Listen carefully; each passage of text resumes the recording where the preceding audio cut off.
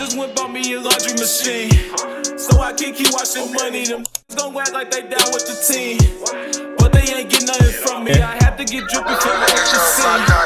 Just could not be no bummy. Keep ballin' till my wrist ache. Hard in the paint like I'm flocking in 2008. And you can judge me off my face and how much cut my age take. I told him park in front of the gate, you see the Jake shake. The only thing I fear is a fan case. Lil' took his time. But we gonna ball forever. We gonna ball forever. Like tomorrow. When I come in there, Welcome to the 3130 Talk Show. It's your boy Big Nardo here with Jairus DeMarco and Darius Lawan. Yeah. Yes, sir. Welcome to episode 20, man. Welcome to episode 20. What's up? That's a motherfucking milestone, man. Hey.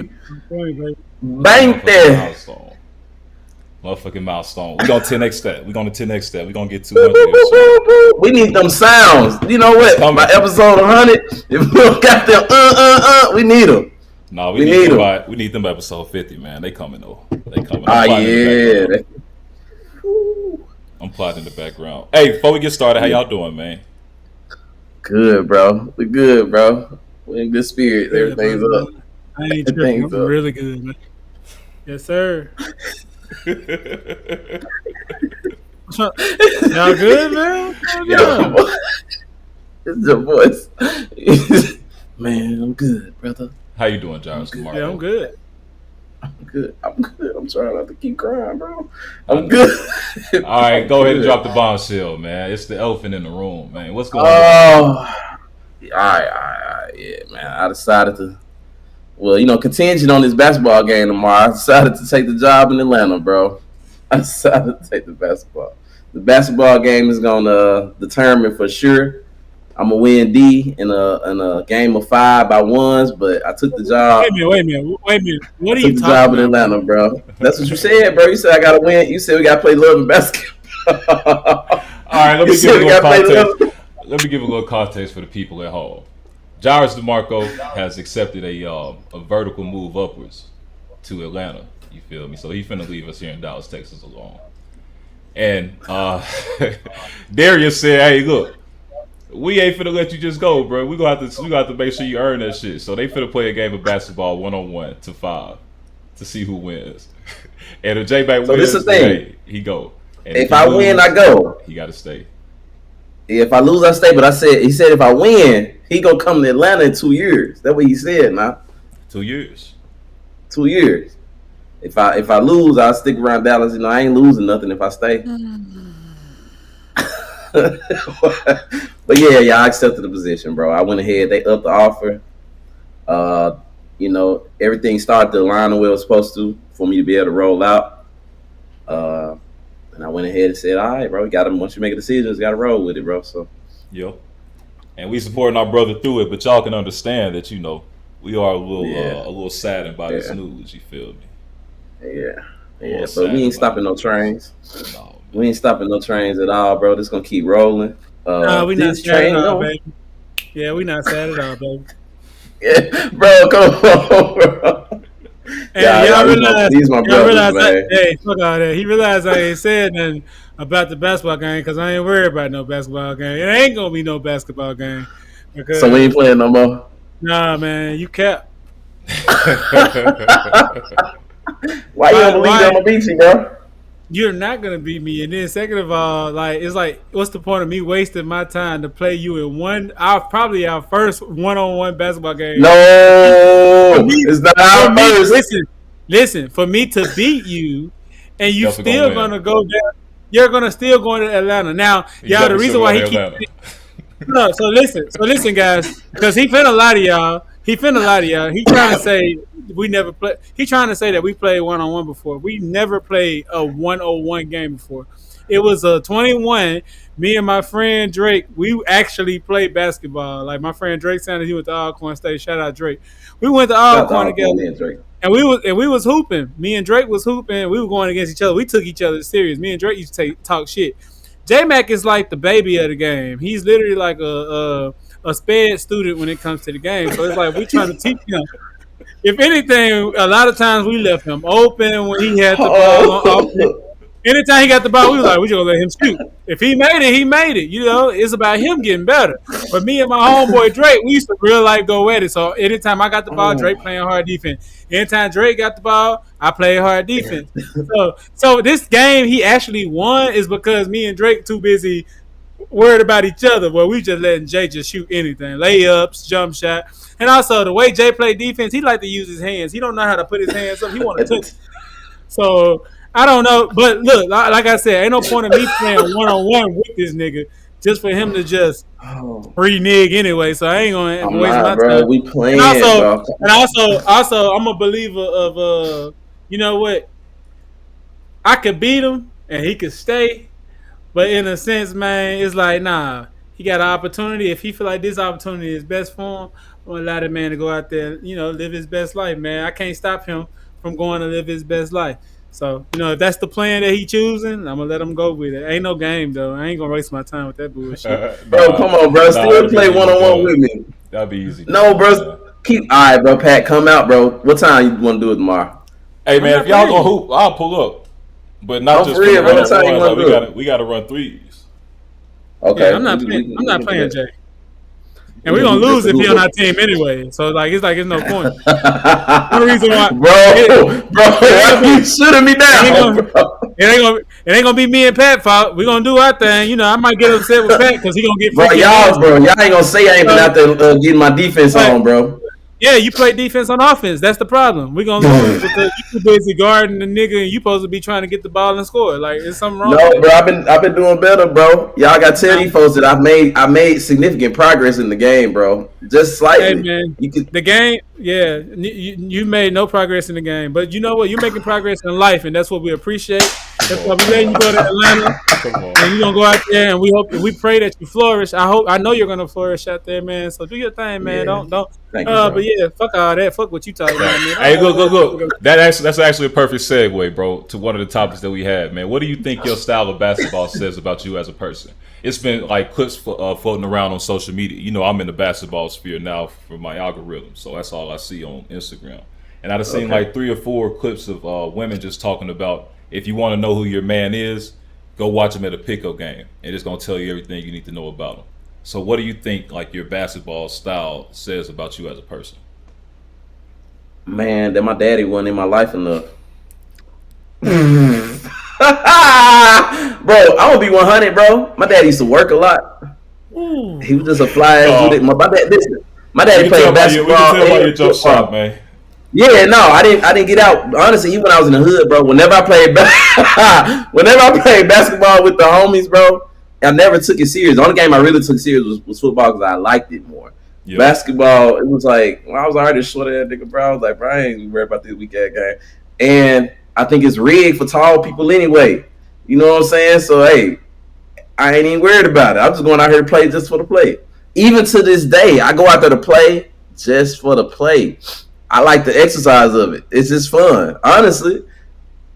It says that I'm willing to put myself out there even when I don't have the skills to do it. There you go. This nigga don't have no capacity when it comes to basketball. I don't know. I'm willing to go out there and put myself out there every time. That's the type of nigga I am. He said, "What's your style of basketball play?" So like, what's like so well, when you out there? That's the question. Like, what does his style have to? What does his style say about him as a person? He says that he'll go out there and put himself in any situation and just try some shit.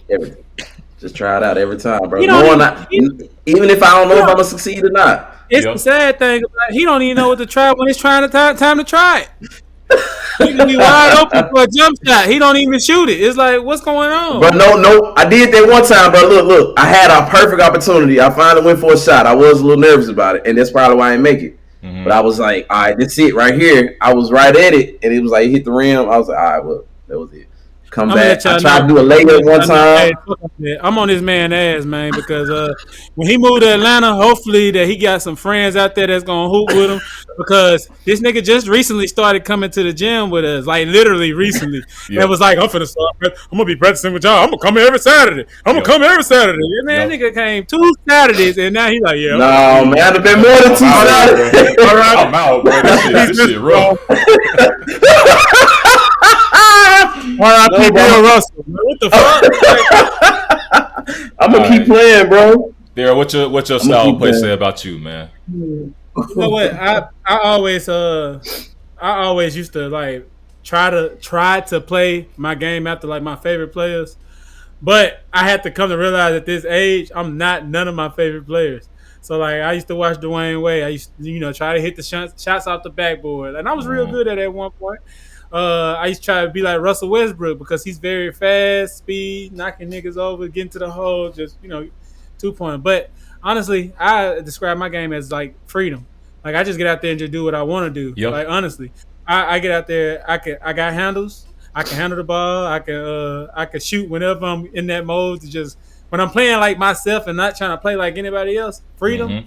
Like I do some crazy shit. So I just feel like I'm not no great basketball player. Like I ain't gonna sit here and say I'm a good basketball player, but I'm solid though for like, shit. So yeah, for real. I get out there on the court and my energy gonna show up, and I'm gonna make some circus ass shots. You gonna be like, damn, how the fuck you do that? Like because it's like I just don't give a fuck. I be doing shit to go in. So that's what I said about my game. You don't give a fuck. You said, man, I'm gonna do this shit anyhow because I know I can do it. Oh, I was gonna say I think my shit is consistency, bro. I think I'm just a consistent player. Yeah. You gonna I ain't great, I ain't bad, but I'm consistent and I'm gonna be there. I'm damn near dependable. But I may miss the shot, but I'm gonna be the spot you want me to be in. Yeah. You gonna be there for sure every time. I'm gonna try. He gonna be there before y'all. Cause like for real, like it's like when you play the game, man, it's just like especially like nowadays when you're not trying to like, I guess let's just say you're not making a living out of this shit. It's like you just out there really just having fun. It's like I hate going to those gyms nowadays where niggas still take the game so serious to where they want to fight you, shoot your ass over a goddamn basketball game just because they lose or somebody suck. Like I ain't gonna lie, I get on Jay ass because he actually do suck, but at the same time, I ain't the type of nigga that's gonna be at 24 hour and we want to actually beat his ass because we lose it. Like there's niggas out there that do that. So bro. Like I said, I'm the type of nigga like if I'm gonna go to the gym, I just want to go have fun, but I do want to win. And so it's like you do want to win, and I do want to show niggas up. Like I want to do that. Like I said, I want to do that circus shit. Like if I feel like I can't get a regular shot up, I'm gonna get something up, and it might go in. And you gonna be. And don't get me wrong, bro. I be upset when we lose too, bro. I just have to accept that I may lose. You know what I'm saying? Like I have to accept that, but I do still be mad, bro, because I'm still competitive. Truthfully. Yeah. I'm still a competitive person, but I don't like to look bad. That's just my nature. I don't care for it, but sometimes you gotta look bad in order to get to that point. Yeah. So I'm gonna keep playing, bro. Bro. To be honest, bro, playing with y'all has made me enjoy the game more because y'all don't just let me play. Y'all be like, hey, even doing gameplay. Pat and Daryl ass coaching me through the damn game the entire damn time. I might get frustrated, but I'm like, all right. Set a screen. They going crazy, bro. They be going crazy, but I'm like, I get it, bro. I get it. I gotta learn this shit. I got to. I ain't gonna lie. Basketball is very, like I said, you still want to win. So it's like with me, I still want to win. So it's a lot of times where if like I'm not trying to single nobody up, but I'm just like who I play with. It's like it's times where me and Pat we'll be playing with each other. We having a good game, but then it'll get towards the end. Yeah, my bad. Yo, wow, bro. hey, look. We just letting it fly through. June is over with, bro. Y'all are wild. Hey, but it was moments like in those games where it's like we're like either we're fighting to win or we doing something, and it'll be like that one moment where like maybe Pat like it's a defensive assignment, somebody bring the ball in the paint. And Pat tall, so it's like it'd be moments where like if he just didn't see it, but the dude come right up in the paint and lays it right up over Pat, I'd be mad. And I'd be like, man, you gotta be there. It's like one of them games where it's like you gotta hold each other accountable. Even with me, like I be missing. Sometimes, like I told y'all, I'm a freedom ass nigga, so I just be shooting shots sometimes. Do that mean I make all of them? Hell no. It be times where I miss that motherfucker. Had to be like, hey man, dish that motherfucker off. Get that bitch to me in the paint. Do something like. I'll try something. You gotta hold each other accountable because at the end of the day, ain't nobody just trying to go out there, take L's and have to sit on the side and wait 2-3 games. Now I'm too old to be sitting on the side having to wait for 2-3 games. Getting cold and shit. Yeah. So that's why I'm on that nigga. That's why I'm on DeMarco so hard about motherfucking playing defense on defense, and playing offense on offense. Bouncing the ball the right way. My bro. This is the thing, bro. My biggest downfall to me, bro. The truth is fucking ball handling. Yep. Yeah, bro. I be like, I gotta get a hold of it. Like, it's y'all see how that man come, shit, man.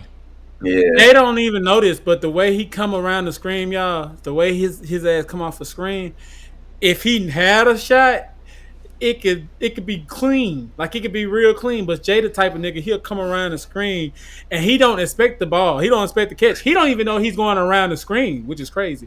He'll go around that motherfucker out of nowhere, he be wide open, the ball will find him and hit him in the chest, and he just throw that bitch up. But the sad thing about it hit the backboard, come right back to him, and as the ball come to him, he'll just look at it. It's like he's scared of the ball. So it's more than just holding that nigga accountable. You literally got to teach him the game. Like, you got to tell him what to do. I don't like. These are facts, bro. These are facts. It's cool. Hey, yeah, it's cool. Look, I played football my whole life, bro, and I started learning how to play basketball, quote unquote, when I got out here to Dallas, probably in like 2017, 2018.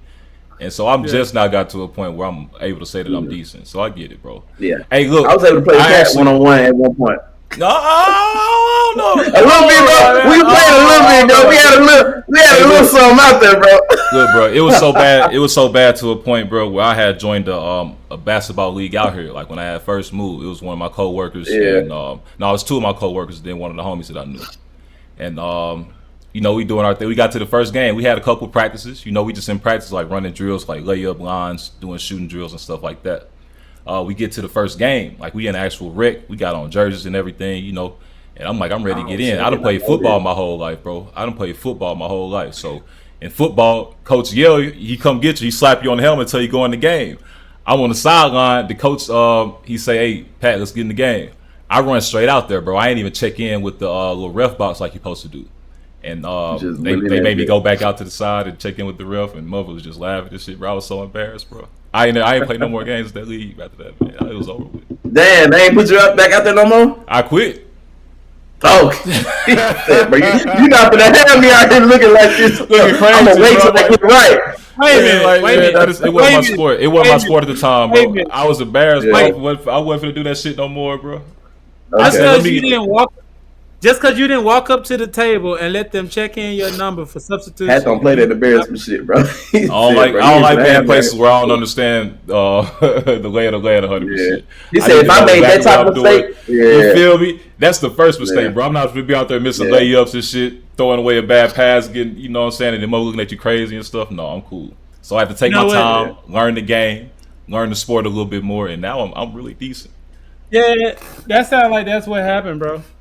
Sound like that's what happened. It sound like you. And you know what? Stuff like that will have Pat as like, you know what? I'm gonna chill, but I'm about to go crazy in the ghost mode. Right. Yeah, you ain't gonna see me work. You ain't gonna see me sweat. But when I come back, you like, oh, that nigga can hoop. Yeah. I went crazy in ghost mode. Y'all ain't see it. I'm solo leveling. Hey, for real life. In real life. Like, damn. Okay, I see that. I ain't know this, Pat. This is new. Yeah, bro. I ain't gonna lie. But I ain't gonna lie, P. I like your game though. You got a cool game, you know, for the beat, because you're not just super duper tall. So that's another thing I gotta realize too. It's just like, you know, at your height, if you was in the NBA, you would be expected to kind of. I'll be a guard, bro. I be trying to tell niggas y'all want me to post up, bro. I'm a shooter. But it's because of your build though. But because it.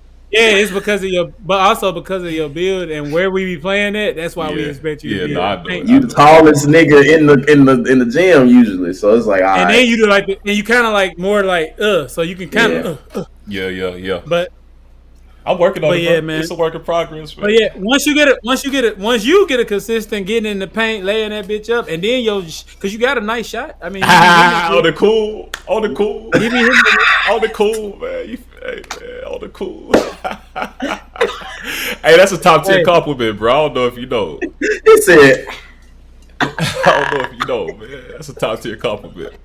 Now, J-Mac, on the other hand, again, we need to work on some shit, man. J-Mac shoot like Cat Williams. But Cat Williams be making it. He do. He be making his though, bro. But it's definitely a similar jump.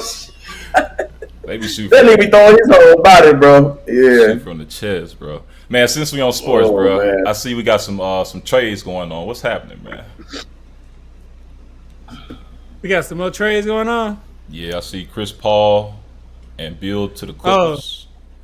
Oh no, Chris Paul signed. He signed to the Clippers. He didn't get traded though. He just signed Oh, to. uh, Yeah, him, Bradley Beal both signed to the Clippers.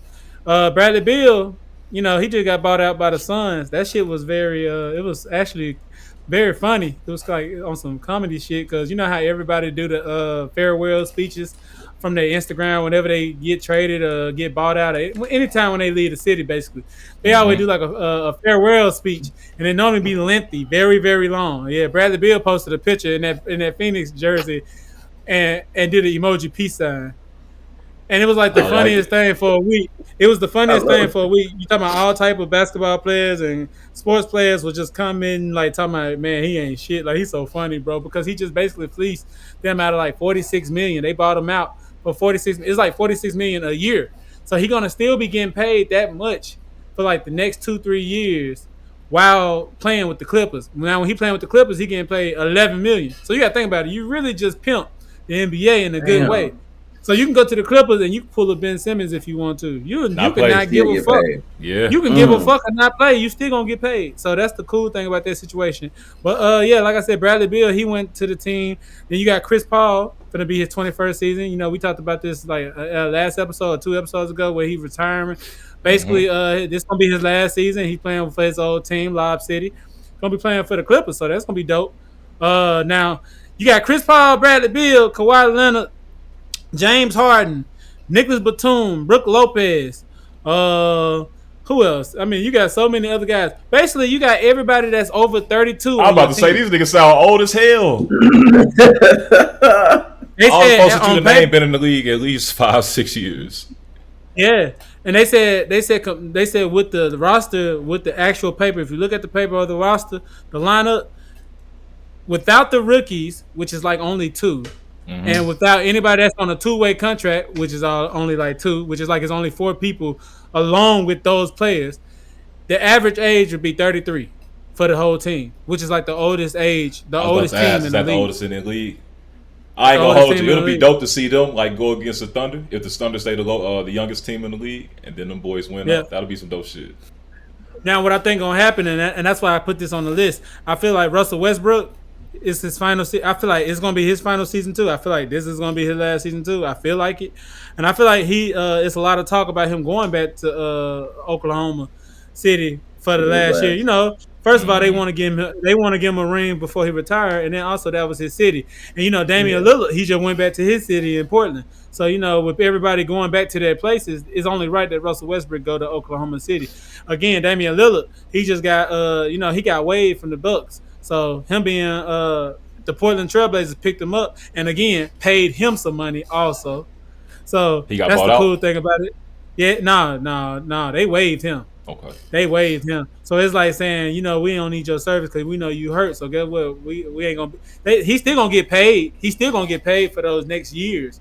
But he got waived. He just like got kicked off from the team. Just go So ahead, yeah. his buyout's gonna be like you can retire if you want to. We still gonna pay you for these years. We just don't want you on the team no more. Yeah, you taking up a Waste roster time. spot basically. Yeah. So Think about how much Trailblazers money picked you him got to up. have coming in and out, bro. For just to say, I'm gonna just To pay be out doing this stuff like that, bro. $30 million a year contract. Whatever, fuck it, just But get off my that's- team.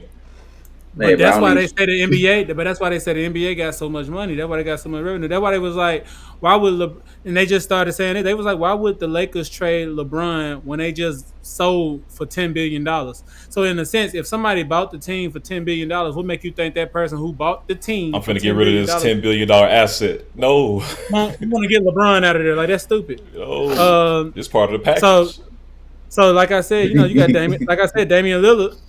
And what's so cool about his situation is like he left the Portland Trailblazers when they wasn't gonna get any better.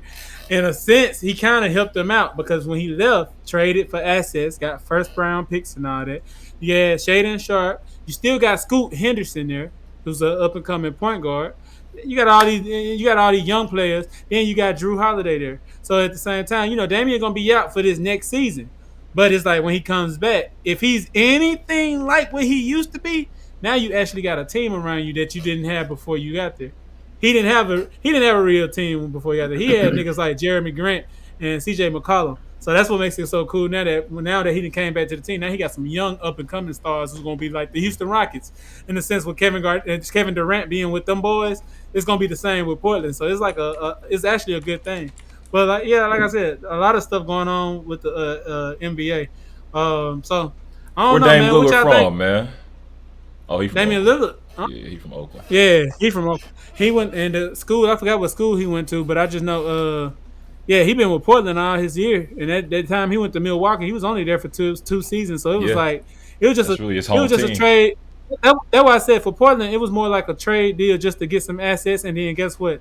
When it was back open, bring them back. Bring them back. So that's why I said in a sense, the Milwaukee Bucks lost more than the Portland Trailblazers gained.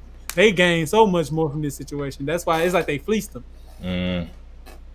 So yeah, man, I don't know for these moves. Business, I mean, I would want to know what y'all think the NBA gonna look like coming this upcoming season. Cause you still got Jokic in the league, you still got Luka, you still got these other all-star players. But who y'all think from these moves that's going on from the NBA, who's gonna make that push for the NBA Finals? That's the thing. You ain't no telling at this point because there's been so much moving and grooving going on beforehand. So it's like, who do you expect to go to the finals at this point?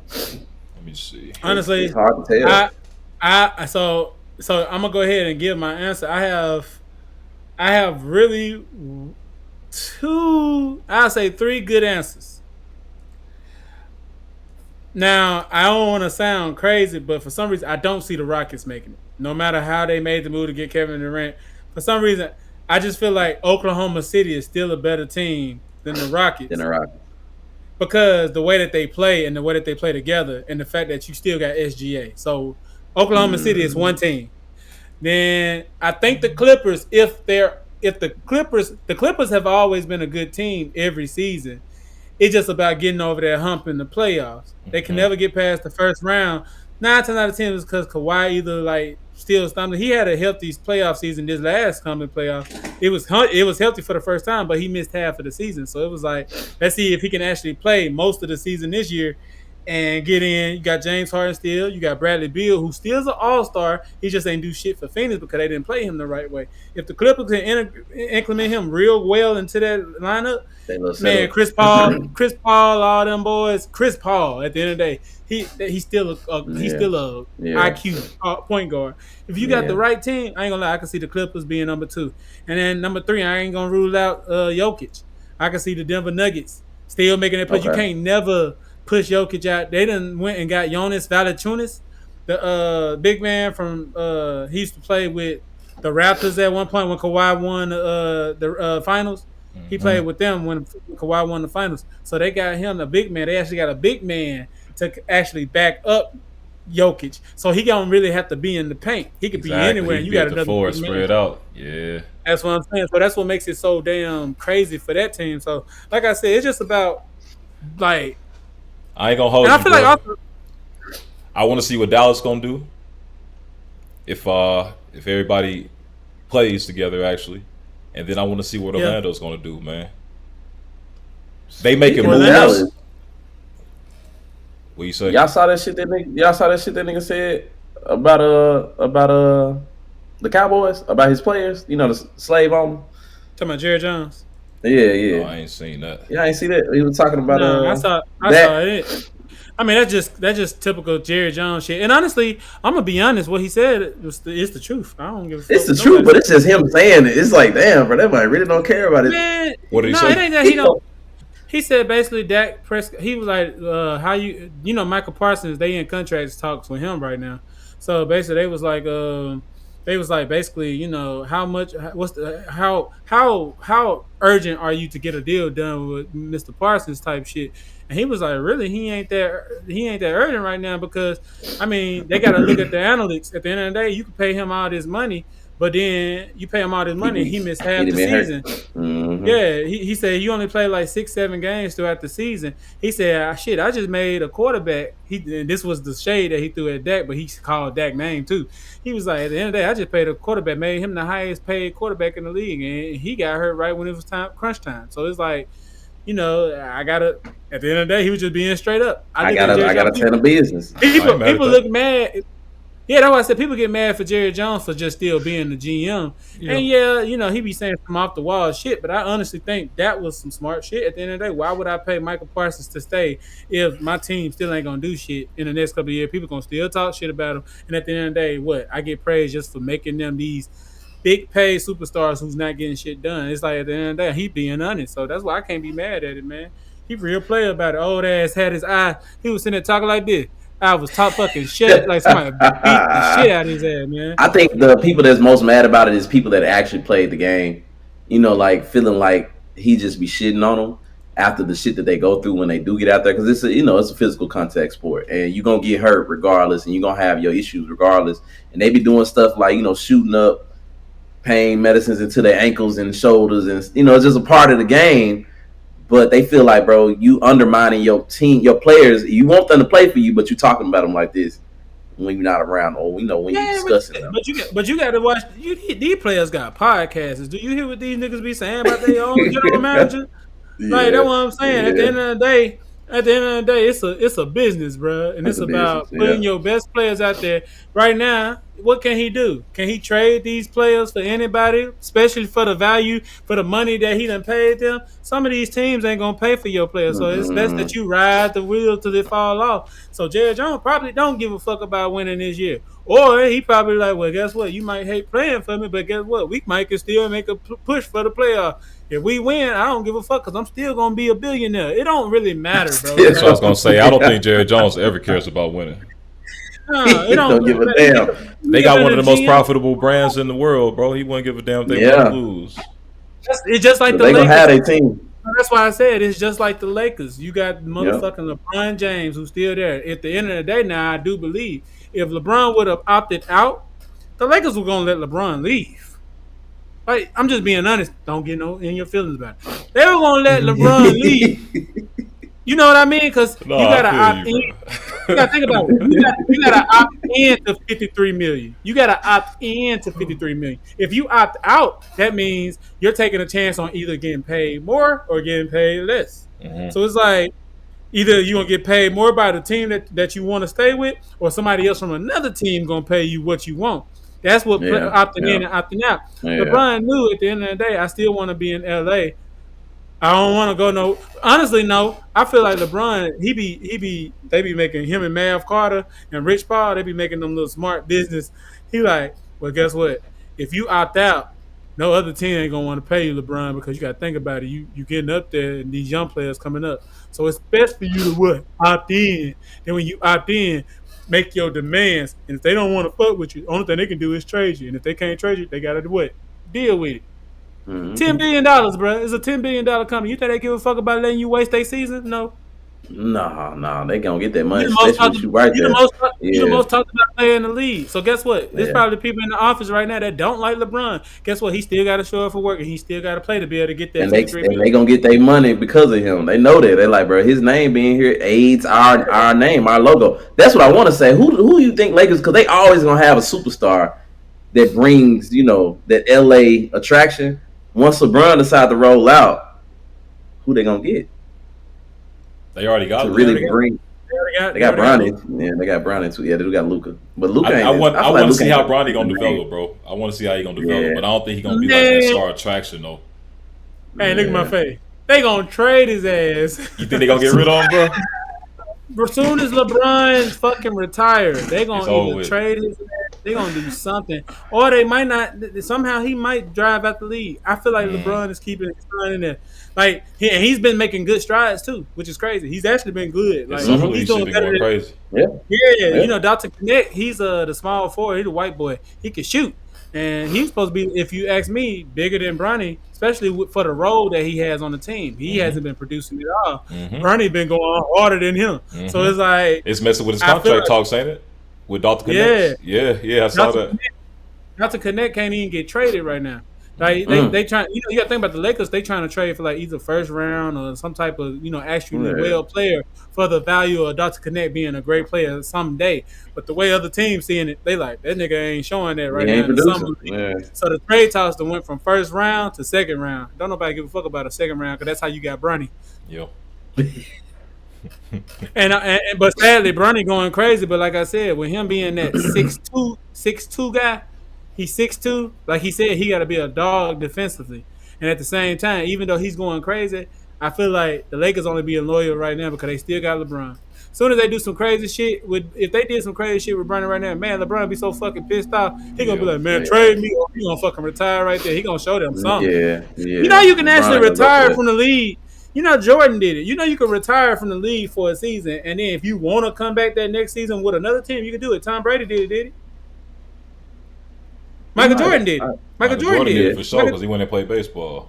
He did it twice. Michael Jordan did it twice. He retired in 94 to 96, came back 96, won 96, 97, 98. No, he actually came back the beginning of 95, but they lost. He won 96, 97, 98, retired again, came back in 01, 02, maybe, 02 for the Wizards, played with them again for 02, 03 season. So that's what I'm saying. If LeBron wanted to, he really can fuck with everybody right now and play his 23 season and say he's going to retire, come right back for the 24th season and be like, I'm gonna play for the Dallas. I can play for this, just if he wanted to. But I don't see LeBron doing it. I don't see him doing it. But Bronny, yeah, man, they're gonna let his ass go. He ain't got no chance. He ain't gonna let it go. I just had to bring it up, bro, because they love the sports comment, bro. When I say, bro, they go crazy for this nigga sports commentary on TikTok, bro. Every time I get on, I'm like, numbers is crazy for the sports, and I had to throw that out there, bro. Sports. I had to realize too. Basketball in general, just basketball, no other sports. But basketball is very drama filled. Like it is. I was gonna say this shit like Game of Thrones, bro. If you get rid of the king, you gotta get rid of his kids too. You can't stay in the organization, bro. He gonna tear down the inside. Kick him out. Cause like, look at the WNBA, man. Bruh. Like the WNBA going crazy. They going crazy, bro. If they do a stream like a stream marathon for the WNBA players and like make them and the streamers put that shit into their contracts, bro, or like make a reality show for them, the WNBA's income would triple, bro. Would triple. Messy as fuck. Come on, bro. Let Zeus Network produce that shit. It's gonna go crazy, bro. I'm telling you, WNBA finna go up. I wanted my stock here. Fuck it, bro. You know what? You just said the smartest shit. It's the idea, bro. Pitch the idea, bro. Zeus need to hit them up because you got shit like, man. It's just like when Caitlin Clark and them won that. They won that in season like tournament because you know they do the in season tournaments now. But it was just like when they won it. If you saw when they went live. Man, they up in there being straight up women. Like they being women, like girls. Straight up girls. You got studs coming up behind Caitlyn grabbing her ass. Yeah. And it's like wow, like it's so messy. But then you got like the All-Star game just came. If you saw the All-Star game, you remember they said Caitlyn got injured. They said the ticket plummeted 49%. It went down. The game, bro? The game was horrible. The girls was like up 30 or 40 at one point. the other team that won Caitlyn team, that shit was crazy. That game was horrible. But then, like right after the game, when they did the post game, that girl Sabrina and that other girl Kelsey Plum did like a little post game, and they was wearing the shirts. They were wearing these shirts like pay what you owe. Pay us what we're owed, some shit like that. And they trying to get their name out there. But Kelsey Plum, I think it was Kelsey. Yeah, it was Kelsey. She made like this random ass motherfucking like she was just like, yeah, we just want to let y'all know that these shirts, this shit, this had 0% nothing to do with Clark's team. Like, and the girl beside her was like, I don't know why we had to say that. We're like, I don't know why we had to say that, but it just shows how much how petty they can get. They hate me. I ain't gonna lie, bro. I'm gonna be real. I'm gonna be so honest with you. They can't stand Caitlyn. Right here. This a nigga talking right here. When Caitlyn Clark got in the league, I ain't gonna lie. I see what people were saying, like she looked like this. I ain't gonna lie. The more them girls be talking shit about her, I be getting turned on by the little girl. Hey, look, they do hate Caitlyn a lot, bro. I ain't gonna lie to you. And she done glowed up too. She done got her some money, so I can understand. Yeah, I can understand. And she was like.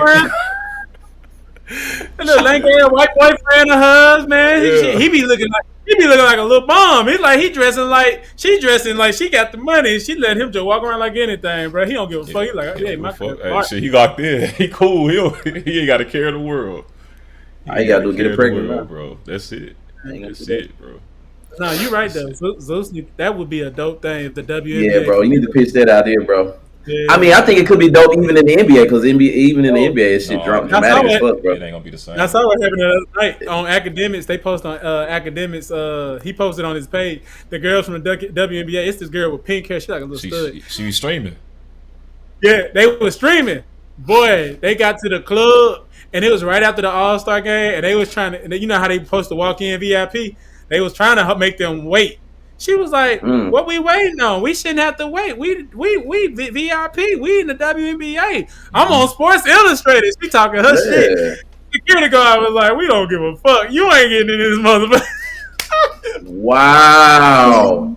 Oh, and we know, respect, we bro. know the NBA. If it was the NBA, they would not do that, bro. That's disrespect, you could be the last person on the bench in the NBA, bro. If you with the team, you finna get in. Or if you in your city, you gonna get in the spot. You know what I'm saying? But they be disrespecting the women, bro. The WNBA deserves better, bro. They deserve better. Get the reality show, bro. Pat, you feel me? Hey, the WNBA watching, man. Y'all holler at me, bro. Get in my DLs. You feel me? Let's talk. You know, I got ideas. We can make some shape. You feel me? All y'all need is a strong black man at the lead of y'all woman-led organization. That's it, man. Oh, Lord. You know what? We ain't getting nothing. You saw my face. At first, I was in agreement. And I had to think about what he said. That nigga gonna catch any type of. He gonna catch every case in the world. He gonna be another Epstein at the end. No. Did it? No, did it? No, bro. No, he's just gonna be a tyrant, bro. I'm just saying with that type of position, man. I ain't gonna lie.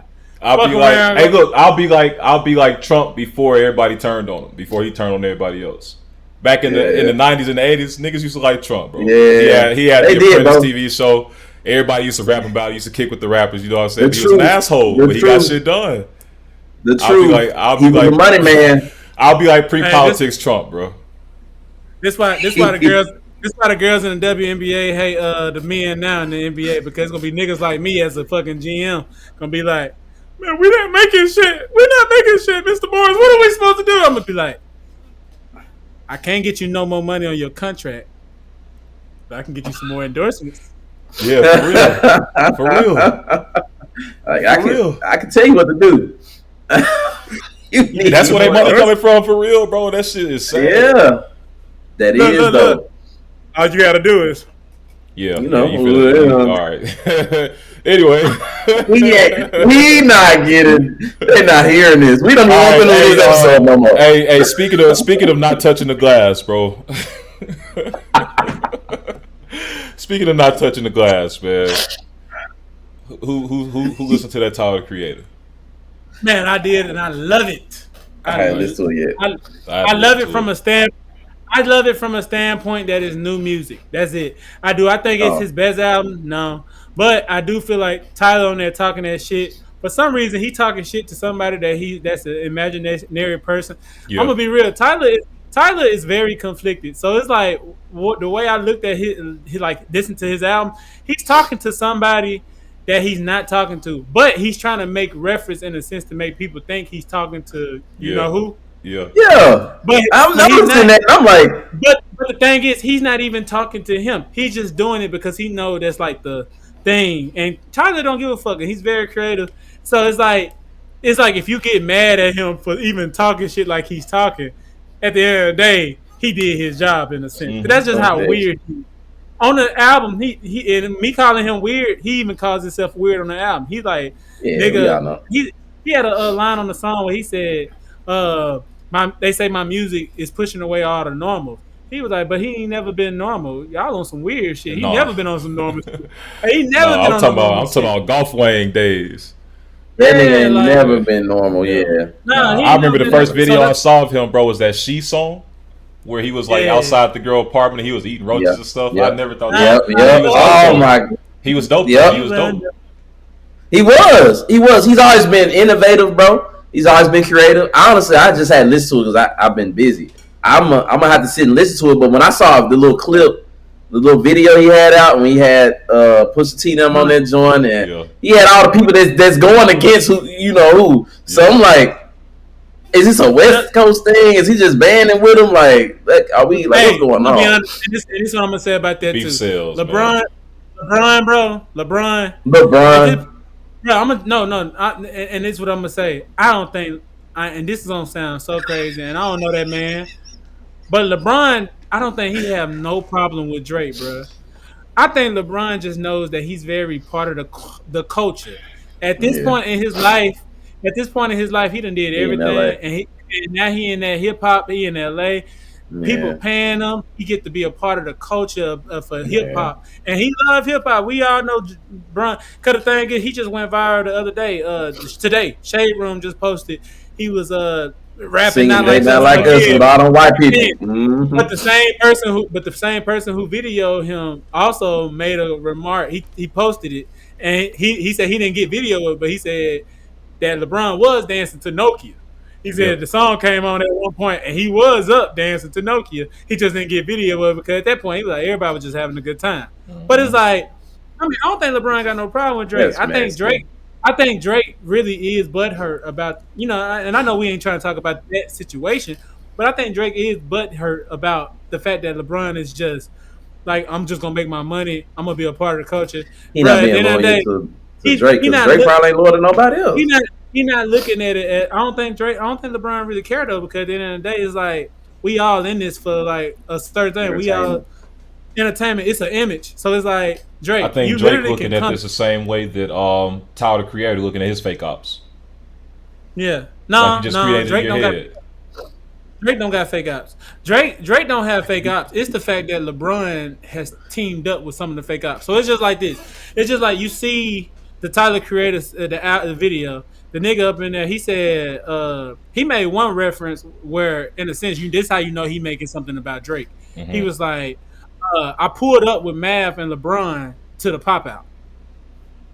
Yeah, he pulled up. He pulled up. He said, and then said, "I don't want to be a loser like you, bitch, like you." Like he killed that shit. But it's like he said that shit, and it's like, who? What?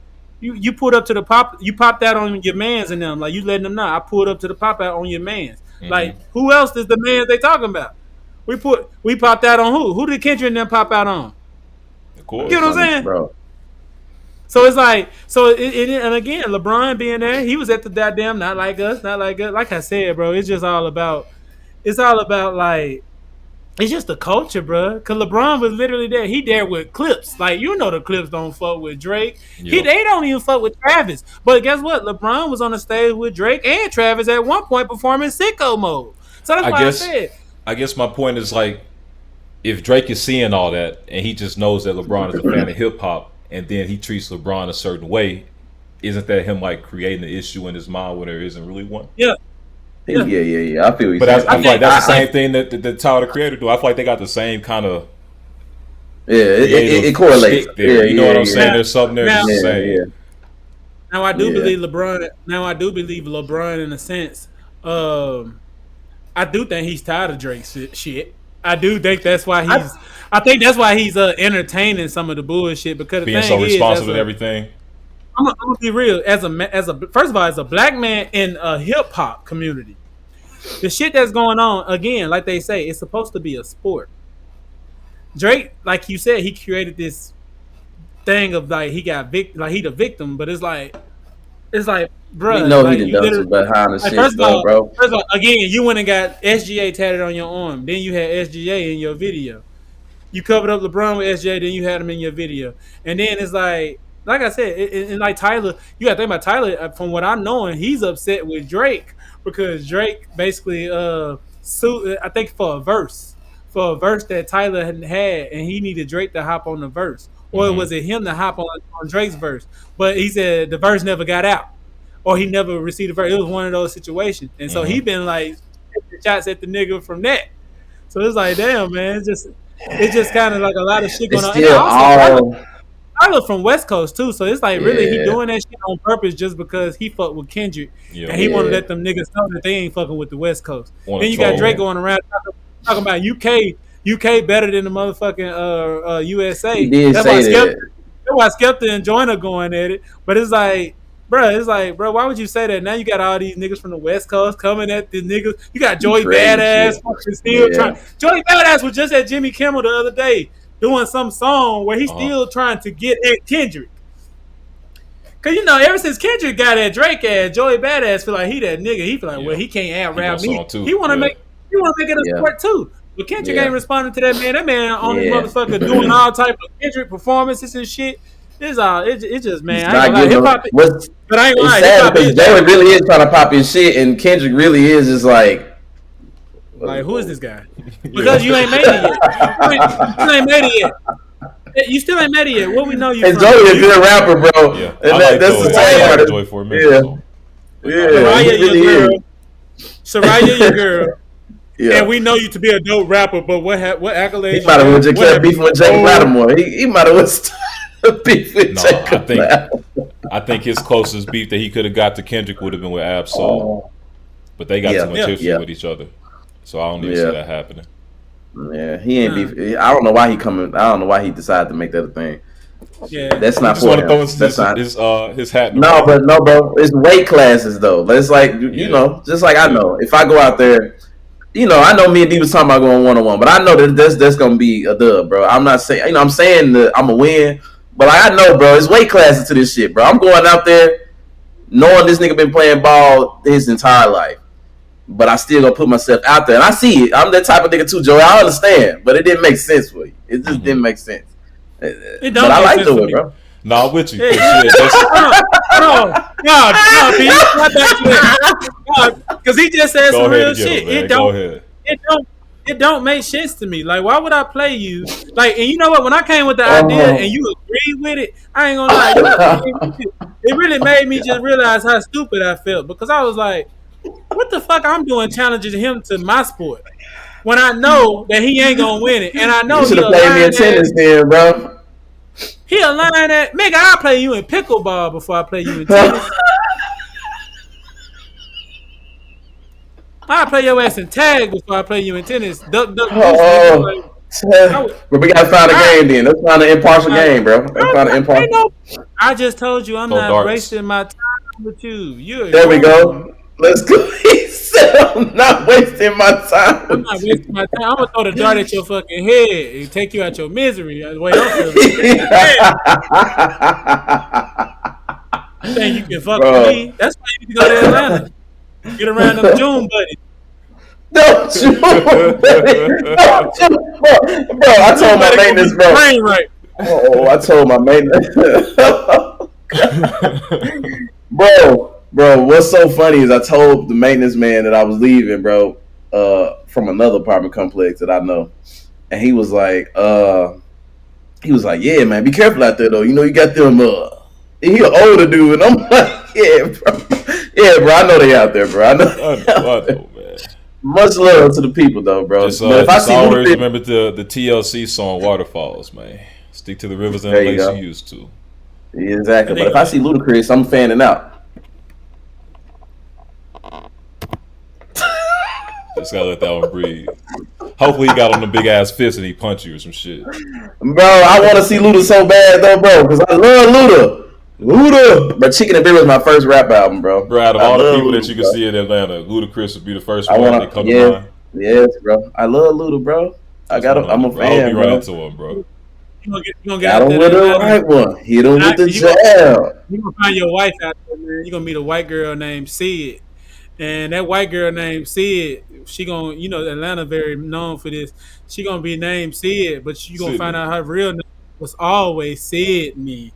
And you gonna look just like that motherfucker from Toy Story. Wow. All right, yeah. In other news, they gonna wig off. She gonna be a little dude. Gonna be a little dude down there. No, what I see happening, bro, I ain't gonna hold you. What I see happening is J Mac is gonna find him a older black lady that own a business or two, and she gonna fall in love with my dog, man. I can see it happening. There's so many women in Atlanta with money that be looking for a good man because they men you already know. They out there. Hey, just told you from Mississippi, bro. They gonna try and wife you.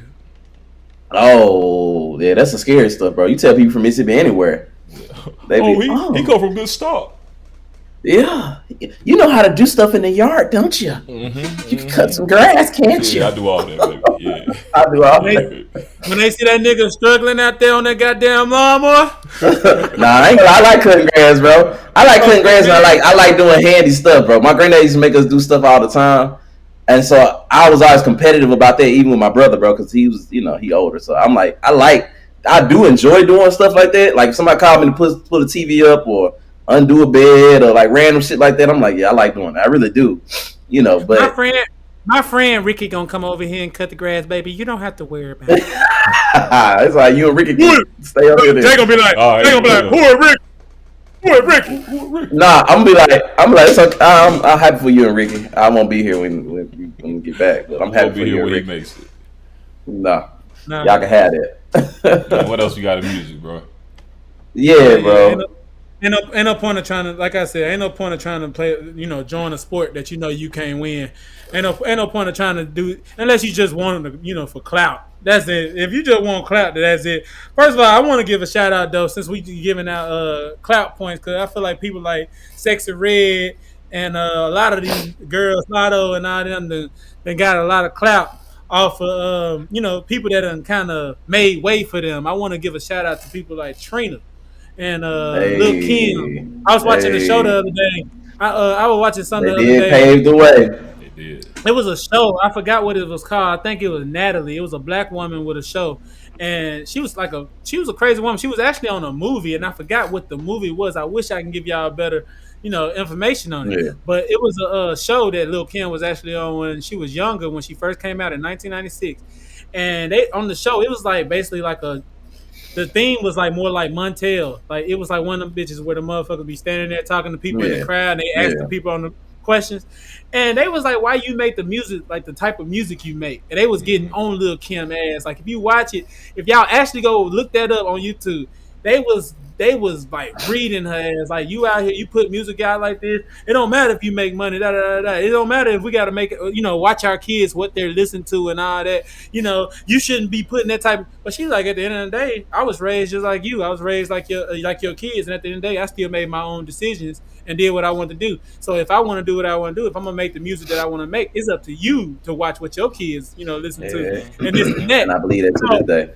And so when I watched that shit, it was kind of like almost. And what was so good about watching that, it was like you could see it wasn't in a sense bothering Lil Kim, because it was like you got real fathers and shit, like mothers are really going at her, and they got their kids. Like they had a little 12-year-old. They asked her, they was like, "How you feel about her music?" She was so happy, she started crying because she was like, wow. I love her, and I love her. And they was like, you see how you got her? Like, how would you feel if this 12-year-old go out here and start doing the same things you do? But Lil Kim told her, she was like, baby girl, she was like, at the end of the day, what I rap, at the end of the day, what you hear, you still got to go out there and make the best decisions for you. And she still gave her good guidance. She said, make sure you find people who can guide you, women who are doing stuff. But at the same time, you can't fault her for what she do. So that's why I said, shout out to people like Lil Kim and Trina, because Trina had an ass so big like the sun, and she was on Slip and Slide Records at one point. Man, I ain't gonna lie. I give Trina her flowers. Trina was my biggest crush in 1999, 2000 when she did that song with Trick Daddy. Take it to the house, M.I.A. Take it to the house. That's the way she had that damn. You wanna, baby. You wanna, Slip and Slide thing. She had that gold fucking short song. Them gold shorts look so fucking good on her, bro. I ain't gonna lie. That was, like I said, I fell in love with. I ain't no color. Hey, that's back when you ain't see that shit. That's back when you ain't see it either, bro. Now it's when it was you can open your phone and just, you know what I'm saying? Yeah.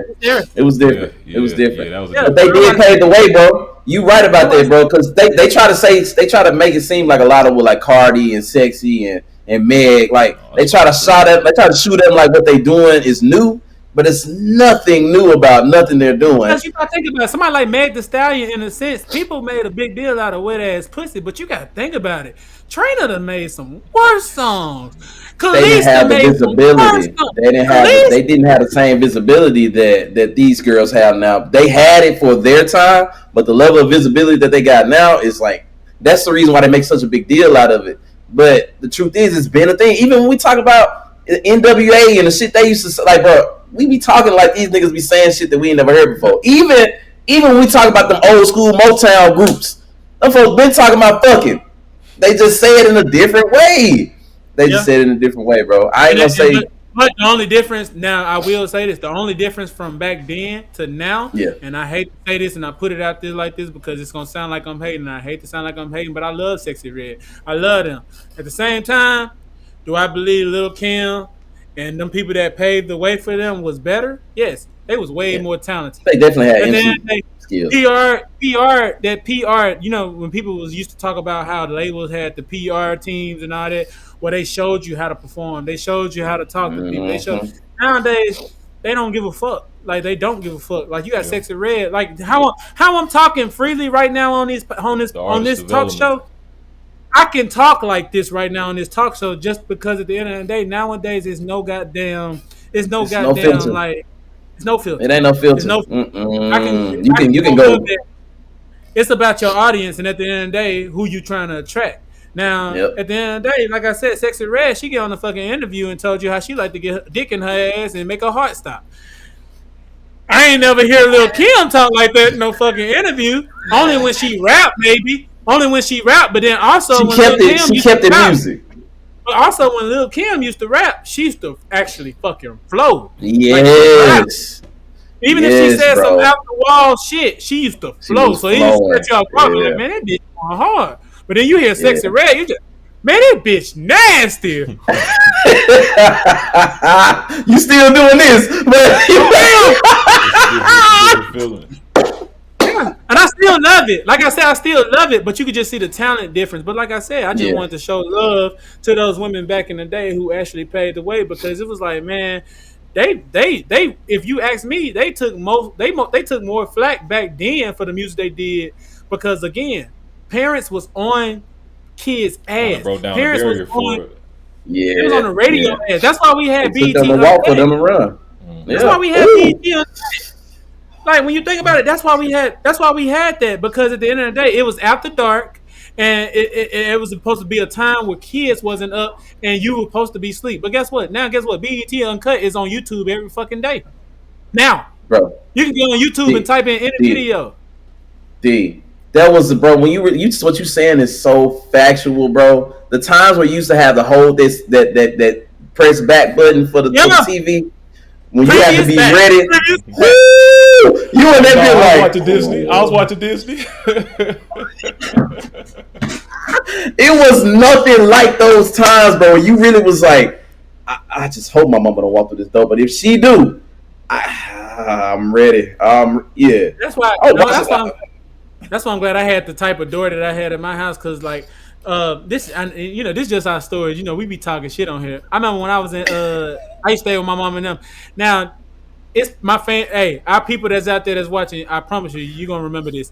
If y'all remember on Thursday nights at 10:30, Real Sex used to come on. They used to on HBO. HBO used to always have it at 10:30 when some type of sex show would come on at 10:30. Yeah.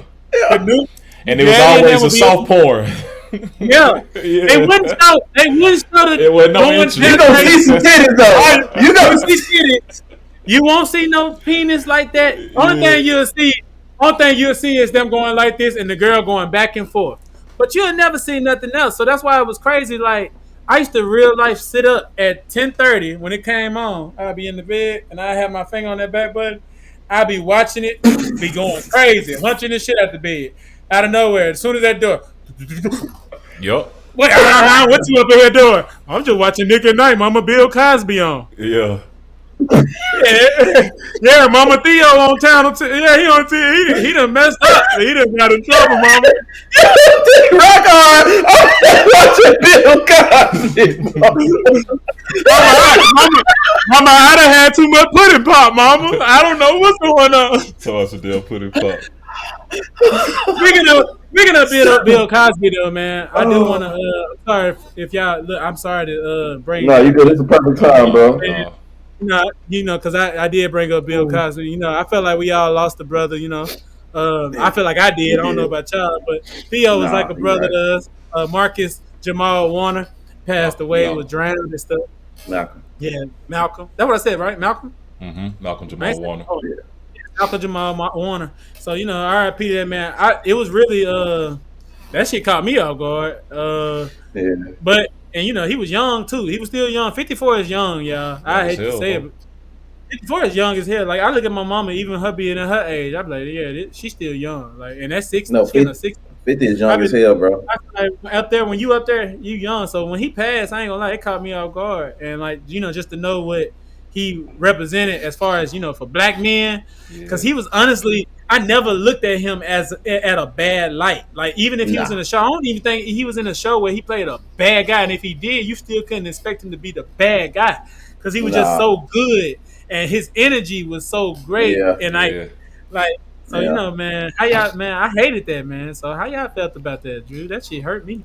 Yeah, it was hurtful to see, bro. Especially the way that he went. When I first heard the news, I thought that it was health related. Like Yeah. black men, we get up in age and we don't take care of ourselves, so shit like that happens. But when I saw that he drowned, bro, at a fucking resort, that was crazy to me. And I don't know. I don't really know how to feel about it. I don't know how to feel. It's It something makes me, sad. but it makes me wonder: was it more though? Like, I'm not trying to say it was a conspiracy. I'm not trying to say it was a conspiracy. I'm not them type of people be like, oh, he was finna buy NBC, so they killed his ass. But I do believe, like, from a standpoint, like you said, it could have been health, bro. Like, because you never know. First of all, if I'm in some water, especially if some water with current. First of all, black people, we always have on a life jacket. Not even just black people, people period that go out there in the ocean. If you don't know how to really, if you know how to really swim, if you don't know how to really swim, you would have a life vest on. So Facts. like when I heard the news, I started thinking like possibilities of never know, man. He could have cramped up. Like he could have been Yeah, out in the or water he could by have been out himself, there and his cramped heart up, just started going and too fast or some shit, yeah, and now you just get in the and water because Lost anything. control. he and he just lost and he couldn't get up. So it was like I started thinking about stuff like that, and I ain't so gonna hold because you. I don't want I'm with you on that conspiracy brain, bro. And I don't like being a conspiracy theorist, but if I had to like fake my death and just move away to another country because I ain't want to deal with America and this bullshit no to. more, that That's a wouldn't good way to go. that wouldn't be a bad way to try it. Yeah. So hopefully our brother somewhere in Cuba enjoying himself, man. And this is all With just Tupac. you know what I'm saying Yeah, out man, there but with Tupac, bro. But no, rest in peace to Yeah. it that hurt. brother, man. Nah, Hurt it me, really it bro. did bother me too. When I saw it, I was like, I just didn't know how it happened. And initially, I didn't even know that's what they were saying. I just saw his picture, and I was like, maybe they giving his flowers. I didn't even read. I just kept scrolling. I think when I talked to you, D's, when I realized it really had happened, and I was like, oh, that nigga, he died. Because in my mind, I'm seeing videos of him. I'm like, bro, young, bro. What you mean he died? Like it, you when you hear James Earl Jones died, it's different. When you hear, Yeah, certain people that you like, okay, they older. This Like makes Ozzy sense. This Osbourne. person, Yeah. you know, I'm not so pressed about it because I'm like, they lived a long life. When you see this, it's like, God, bro was really genuinely. I don't know him person, but just from his portrayal of an individual, what we did get to see, he seemed like a very decent person. it's like a So warm when you see person. that happen to people, yeah, bro. When you see that happen, you be like, dang, I hate that happen to bro. And he got kids and a family. Like I hate to see that happen. And bro, just who he was for us. I ain't gonna lie, the Cosby Show was literally, it still probably is. I hate that they don't air it as much. It's still one of my favorite shows. It was just good TV, bro. It really was just good TV. And yeah, it was hard to see, but I was also like, bro, just let you know, you never know when you're gonna go, bro. You really don't freaking know. But I will say, Man, even You just but gotta listening to live. y'all, how y'all describe them, it's dope that we have black men in the world still that can leave behind a positive legacy. You know what I'm saying? In the media yeah, entertainment world, because a lot of times people die, it's a lot of Ooh. bullshit attached to their name.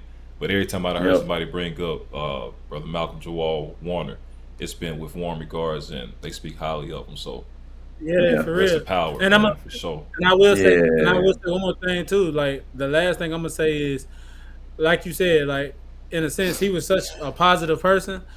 Also too, where I be first of all, I ain't gonna lie. When he died, I ain't even know he did music.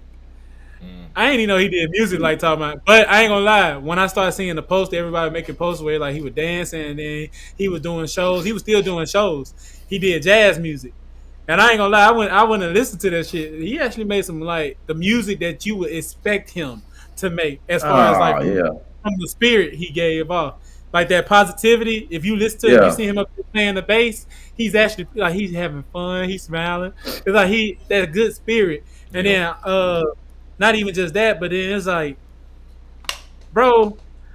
that man was. It's like also with that situation. Ever since he died, I had to realize too, and I did some more research. But it made me kind of feel bad for. I hope this don't go wrong, but Bill Cosby. Only Yeah. reason why I said that because when he died, I mean not died. Bill Cosby ain't dead. But when that man ended up going to when he ended up going to jail, one thing I realized when they do It their was a shot to his podcast, character. He died character wise. That's for sure. everybody was shitting on his character as far as the allegations of what he done. But one thing I realized about Bill, between him and Diddy, he didn't have the same like chaos as far as like what Diddy had. Diddy had people that we know of come out, kind of explain what he did. You know, they was like Bill was giving them pills, putting them to sleep. I don't know, but at the same time, I want to say that the people from the cast, I never heard them speak anything bad on Bill, and I feel like that's what make it even more weird about that situation.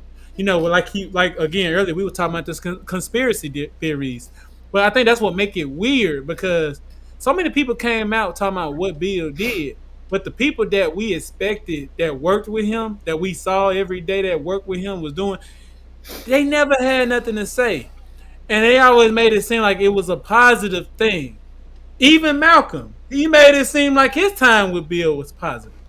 So that's why sometimes it make it hard to even believe that shit even happened to Bill. It made me feel bad for him because it was like, I was thinking, man, Malcolm just died yesterday. You got a nigga like Bill in jail right now. Somebody just told him, hey, you know your son just died. Yep. You know Theo just died. And you know, somebody like Bill, if that was like your TV son, I'm sad as hell. Like I'm like, damn. Nah. You know, He's old. He's so old, though. Yeah, he is old dude, old ass nigga. I will play devil's advocate and say that we probably didn't hear much about Bill like the way we did with Diddy because he was a bit older. He did shit in the older time. And then shit, probably shit, you know, I watched the Joe Budden podcast. They got Mark Lamont on there. They got Mark Lamont Hill on there, and he said he had a direct interaction with Bill Cosby where he like got to see the asshole that people said that he was behind scenes. Oh yeah. And so there are people that probably have those interactions with him. I don't think we see him. I think that potentially if Bill Cosby did the things they accused him of, that he was probably good at like hiding them different parts of himself, and so he didn't show that to his own cast family. And that's what I was gonna say too, bro. I was gonna piggyback. Well, I was gonna say it in general is that I feel like I did hear some stuff about people saying like him being just an asshole, but you know how you expect certain people to be an asshole behind the scenes anyway because they trying to get the job done. Like it's kind of like, yeah, bro, he the leader and he trying to make some stuff happen that ain't never happened in entertainment. So yeah, he might be a little butthole, just like Michael Jordan and the people that's gonna talk about him behind the scenes. You gonna see what he's done for black people and what he's done for the sport. But you don't see what he doing in the locker room and how he talking to people. So yeah, the castmates they might not have got as much. Malcolm might know more because he had a little bit closer relationship. He might know more of how Bill really was.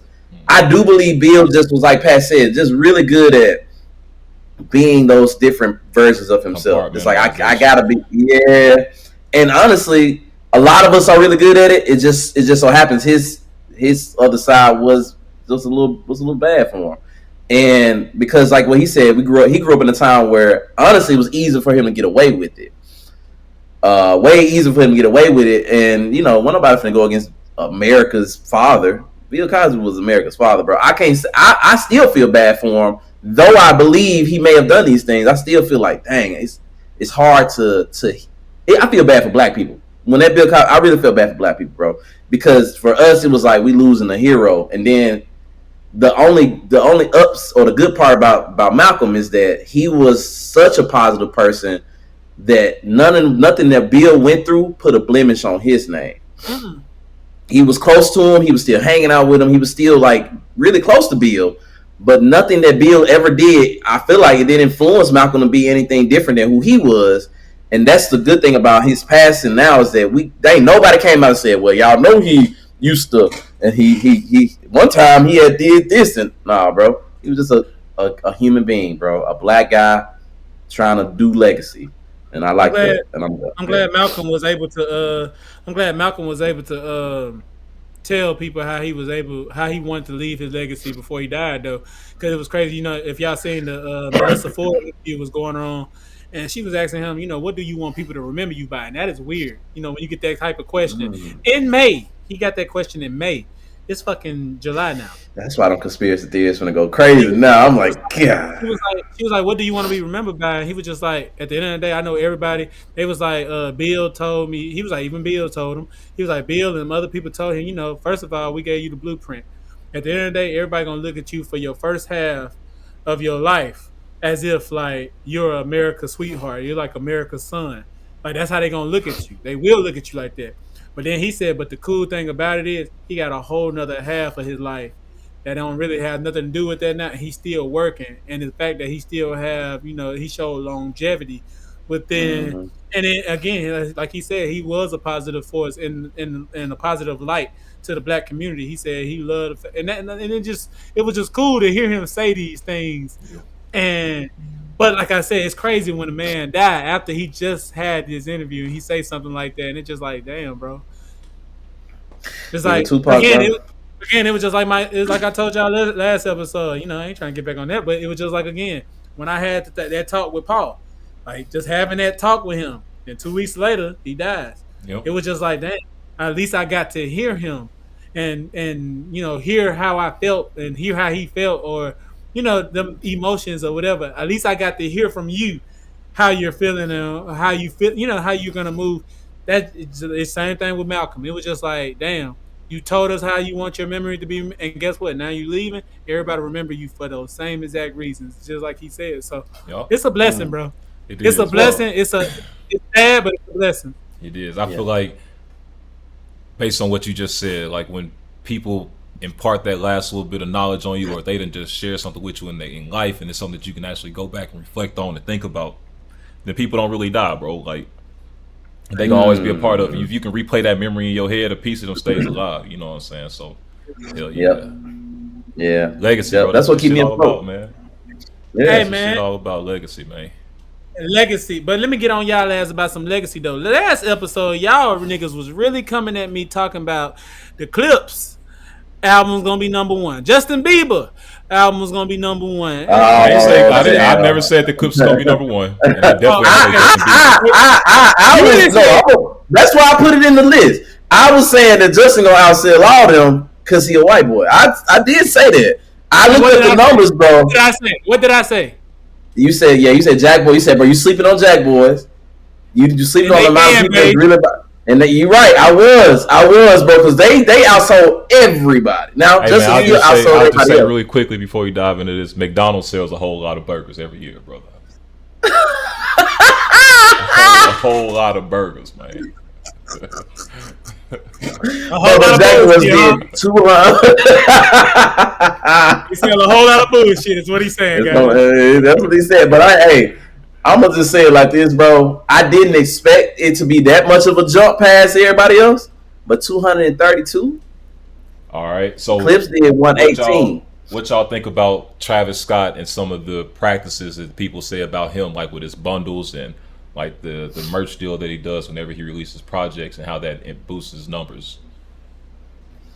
Have y'all heard them shits before? Yeah, I heard that, but I heard that, but with this album. With this actual album, they didn't really do no bundles. They really didn't do no bundles. This kind of separate from Travis a little bit. It's more Jack Boys than it is just Travis. Jack Boys. It's Travis, but I think what mostly gave them the sales with this album is just the fact you got Travis and Don Toliver on the same. You got both fan bases. People fuck with Don Toliver, and he had his own song. People fuck with Travis. He had like 4-5 songs on there. Mm-hmm. People actually fuck with Sheck West, and he's rare in the game because he only drops a song like once every 2-3 years. So he drops. So it's like that's why I said you got all these little white kids who gonna love that shit. And And Houston go hard for Travis too, though, bro. Houston do go hard for Travis, and that's a big fan base as well by itself. I ain't know how. Giveon sold 43. Like, God, and that's some good R&B, bro. I'm just sad because Giveon album really is good. It really is good, bro. Justin album is good, but for Giveon to have for Giveon to be black and doing R&B, and it didn't get even close. I don't know. Justin ain't put no music out in a minute either, so I guess it makes sense. But I was trying to find like some numbers, but I don't think that R&B really sells that many though.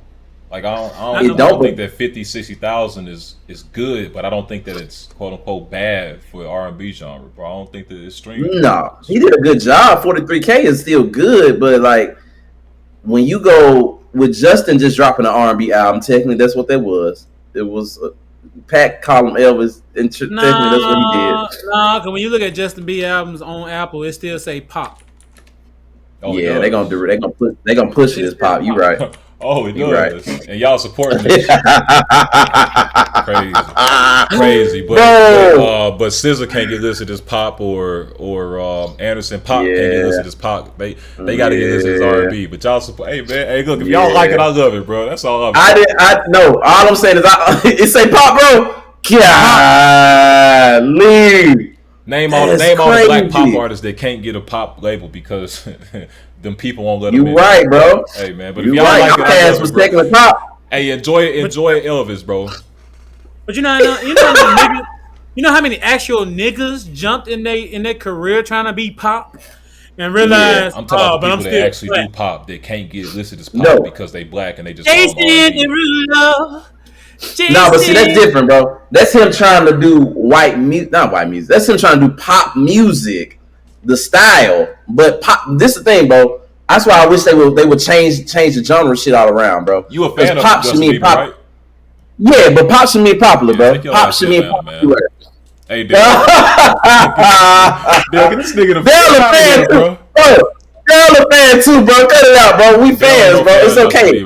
Yes, he is, bro. That man just told me he was just listening to that man shit. He said, bro, I ain't gonna lie, I was just listening to it, bro. Content, bro.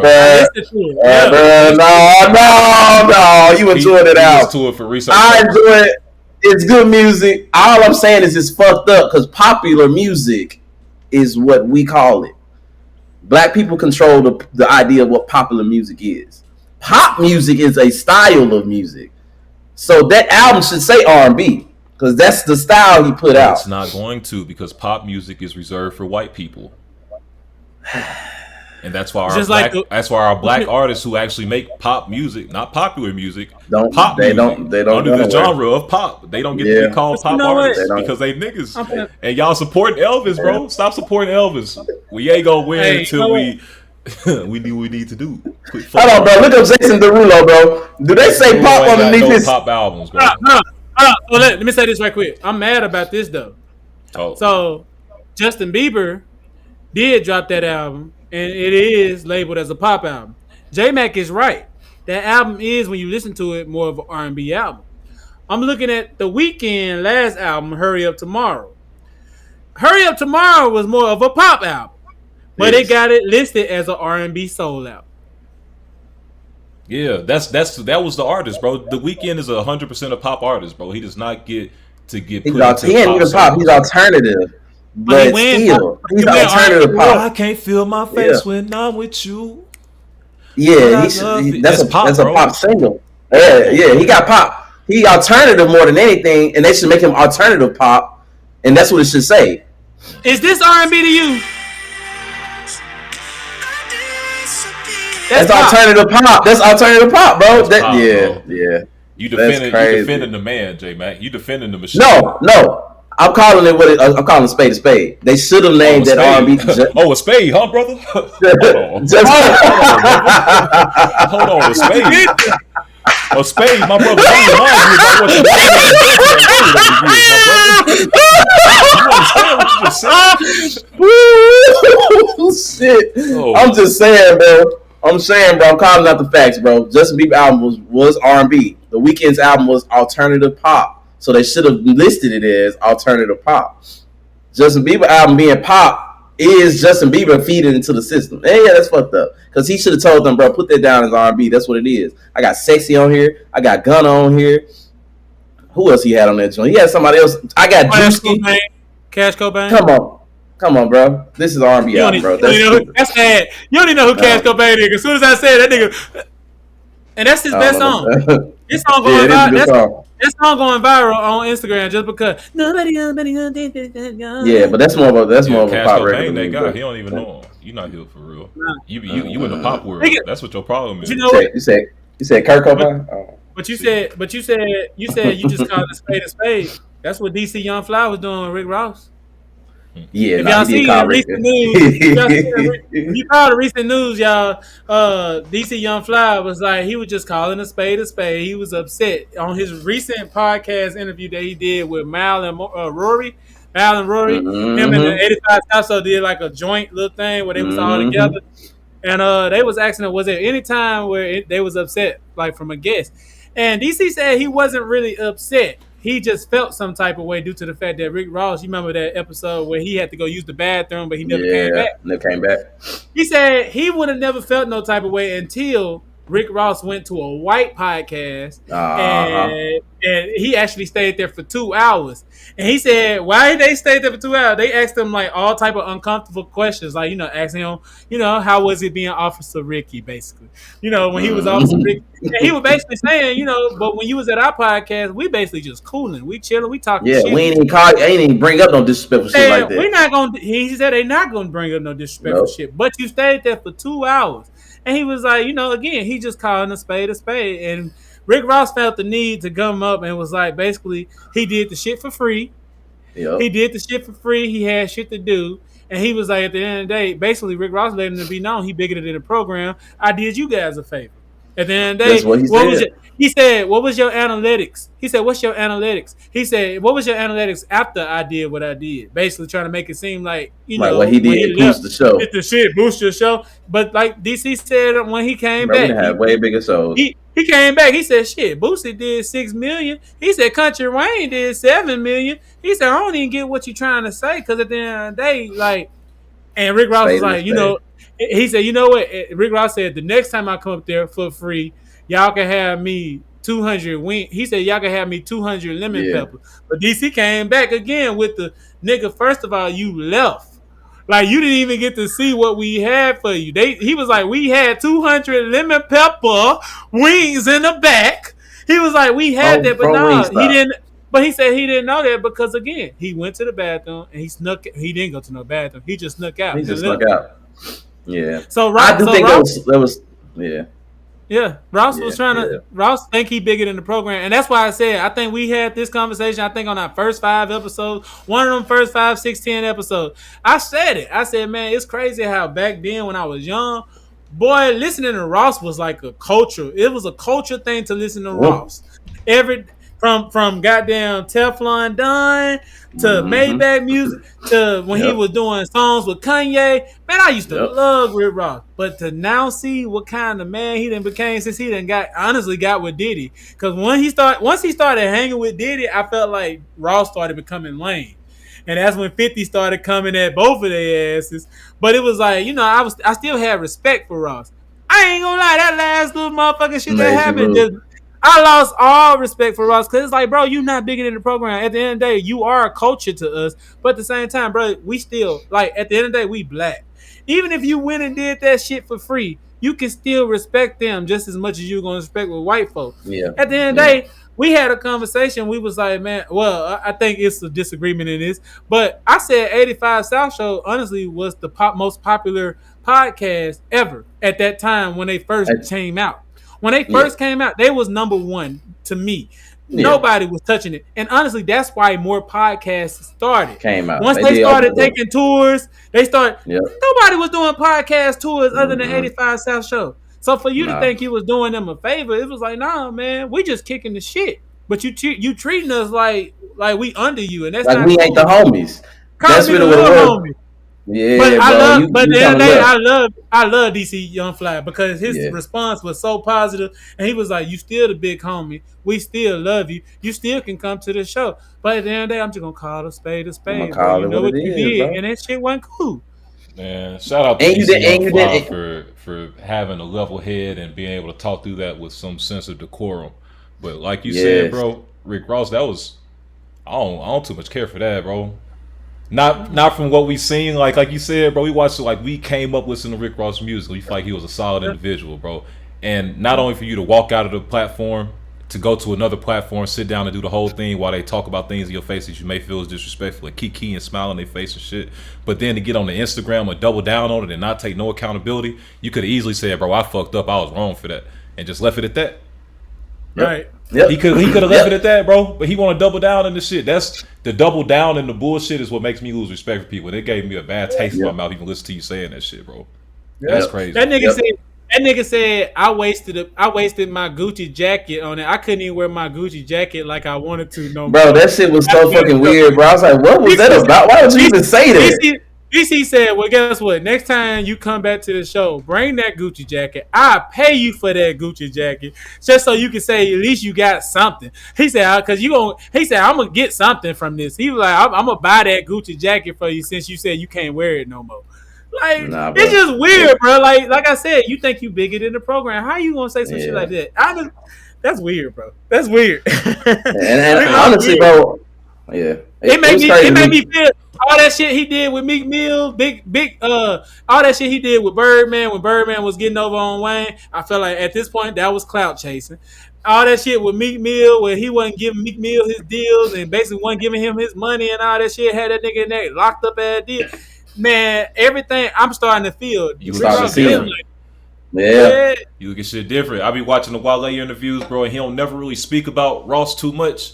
He always try to talk about him with respect, but now I'm like, well, it's probably some more shit going on there because he said he wasn't happy with the MMG deal. So I don't know, bro. I don't know, bro. It make you look at a lot of shit different. Even him jumping into that Drake beef. Even he jumped into that Drake beef for no reason, bro. He didn't have no reason to do that. This nigga made some of your best hits. Who was Rose's best friend before that nigga went to jail at the end of the day? Nah, talking about what the nigga say and you ain't even know it? What the nigga say on the remix? I ain't really see him kicking it with Diddy. Boy, what? They was homies. I think that nigga was out in the yard. He might be on some drugs or something, bro. No offense. Man. No, Ross on that. You know, he on the drug. You know what drug he on? He on that Ozempic. It's the drug he on. Why he tripping? I think he tripping, bro. I feel like he tripping. I don't think he on that. He keep gaining that weight back. I feel like he's tripping. He might be like power tripping or like just having delusions of grandeur. I don't know, bro. It's something going on. Like this ain't the same Ross we knew, bro. Yeah, that ain't, bro. It's something shifting. That man got that house. He got the promised land, and he feel like he bigger than the program, bro. So he just saw the real him now. He had his house in a movie. He had his house in several movies. Like I think they shot Django at that house. Like he didn't had all type of shit that didn't happen at that crib. Like at this point, man, Big Rick Ross, like, man, you know. And honestly, I feel like what would make you trip? You think he bigger than he really is? I think what would make a nigga really trip is when they really lose the clout. When they lose that. At the end of the day, Ross older. He's an older guy, right? But then Ross really ain't never been that guy. I don't care nobody say Ross been the other guy. Yeah. But at the end of the day, he's got a lot of success to his name. It shows from his house, right? At the end of the day, I feel like when niggas get to that level of where they got everything, but they ain't got shit else to do, all they can do is troll. This don't even sound like trolling though, bro. I troll niggas, and I know how to take shit to a certain extent and not go too far. He just being like, he tripping, bro. That's what. No. I wonder he didn't have to respond to it, bro. I wonder if he got people close to him that tell him like and just hold him accountable, because he ain't holding himself accountable. Don't seem like he needs somebody to just sit him down like, bro, this ain't it. This ain't the good look. I knew. I've been catching Ross tripping though, bro. I don't know if y'all remember this, bro. But he had this little show where he had them girls singing and shit, and or it was some show where they was going against each other, and one girl got up there. It might have been. One girl got up there and killed some shit that he did, like a sample of his music or somebody like that. Two girls used the same beat. Mm-hmm. I think I remember this. Two girls used the same beat, bro. One girl killed it. The other girl did some alright stuff. But the other girl was light skinned and cute, and he was like, "Yeah." He told the dark skinned girl, "Yeah, I don't know, shawty. You should have came with some." Bro, that girl killed it, and in my mind, I was like, I was like, Ross might just be one of them thinkers, bro, where he just not really.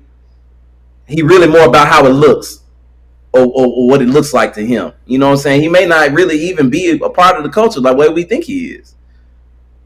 He may just be a money getting ass Miami ass nigga.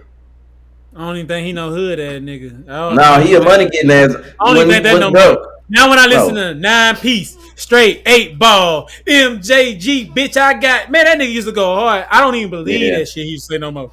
All that cocaine, all that shit. Even if he was around it, first of all, you in Miami, so all you around is cocaine. You can say all type of shit and not really be about it. So that's why I said. So at this point, and at the end of the day, he took another drug dealer's name.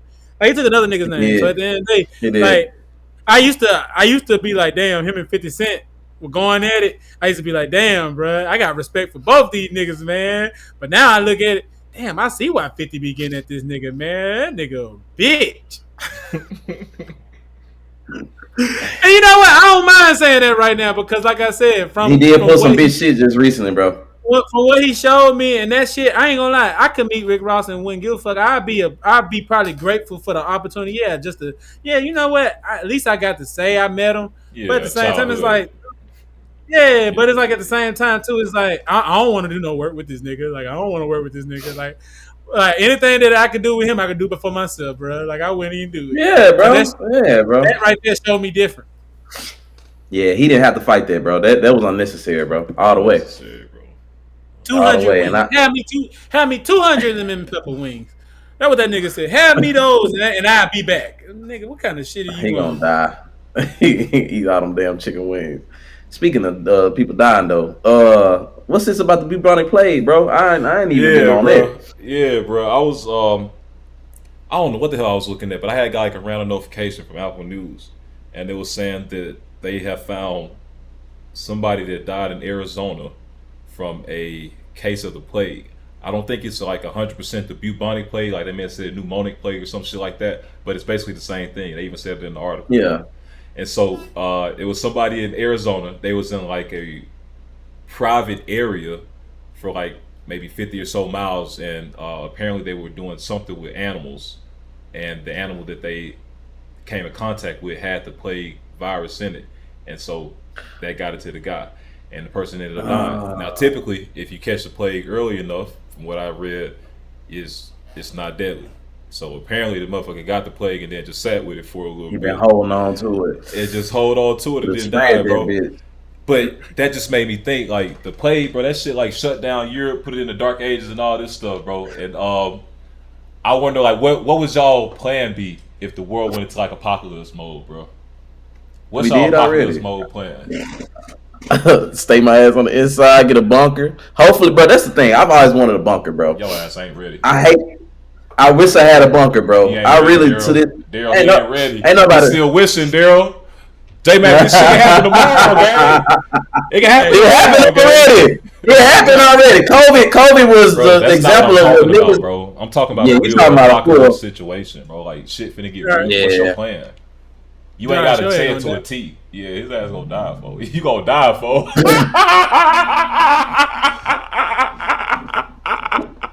Hey, take me out, bro. Take me out. Don't give me no play, cause I'm out. I'm like, yeah, bro. I ain't want to be here no more anyway. I'm be like, man, it's all right. I lost a few niggas to this shit anyway. I'm good. I don't got. I'm straight, bro. This word already going to hell in a handbag. I'm like, bro. It's already there. I ain't got to stick around for no damn zombie apocalypse. Fuck that.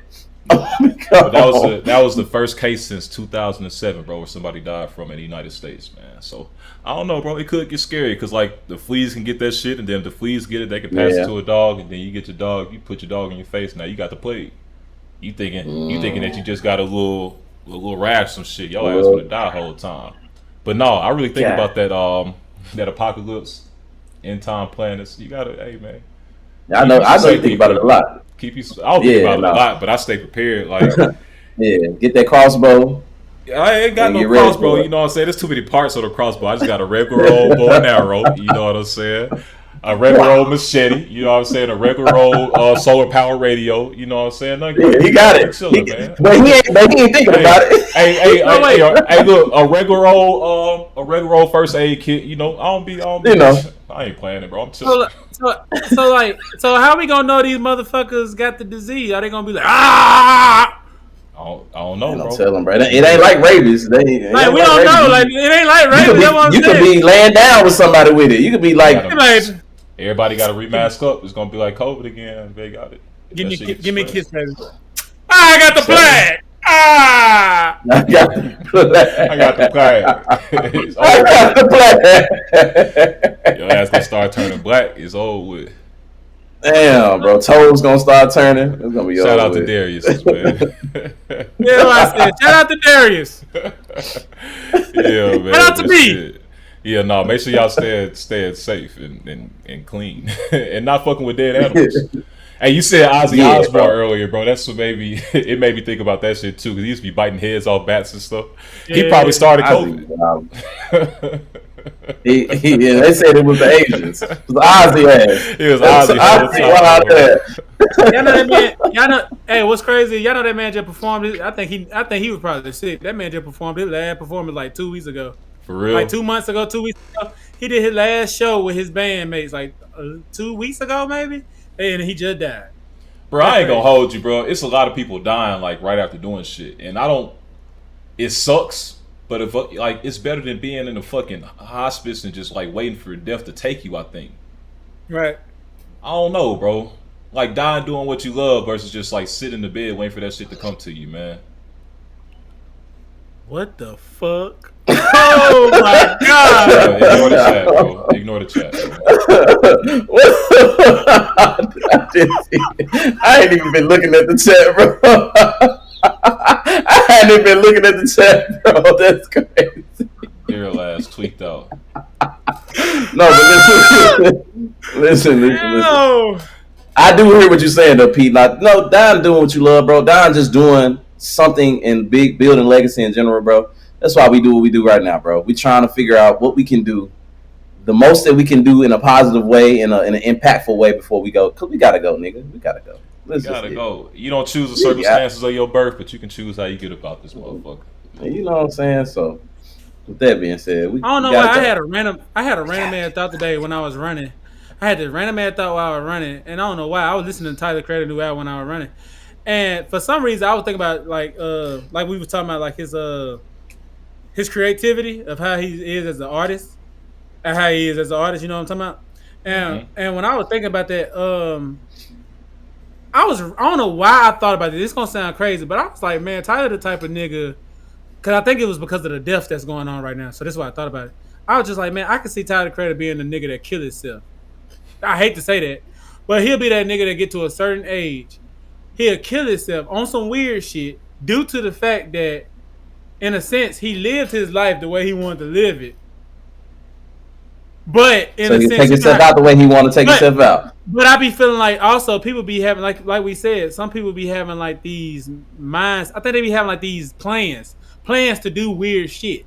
Mm-hmm. Just like when like it was somebody for some reason I thought Kanye was gonna probably kill himself or die at some point because of the shit that just goes around his name. Mm-hmm. He know his name would be. I feel like his name would be much bigger if he wasn't here, and his kids would get way more. You know what I'm saying? I'm with you, like on some 27 Club shit. Like a lot of artists, they never made it past 27, and maybe shit, Tyler Creator. And if I'm following your train of thought, he get to a point where it's like, bro, I started at 16. I done made all the money. I done all the shit in the world that I wanted to. I done seen everything. Like I know that at 50 years old, I'm cool. Like I done everything I wanted to do, and I'm gonna go out the way that I want to before some other shit take me out in the way that you know. Yeah. No, I see what you mean. He's a thinker like that, I guess. Free thinker. Yeah. Free thinker is the perfect way to describe it. Yeah, free thinker like that. Tyler different, bro. Y'all heard the bars on the album, right? Where he was like, I hit that chick, I hit that chick, I hit that chick, I hit her nigga, and then I hit his bitch. Yeah. I'm like, oh, okay, all right, well, hey. I ain't gonna lie, I started thinking, how do you even diss a nigga that say some shit like that? You can't. Like, he called it out for himself. Bro. You can't, bro. You really cannot, because he's not gonna let you have no leverage. I've already given my. Hey, what if Drake say? What if Drake say something back to Tyler, and then Tyler come out of nowhere and say, "That's why I fuck Chubbs."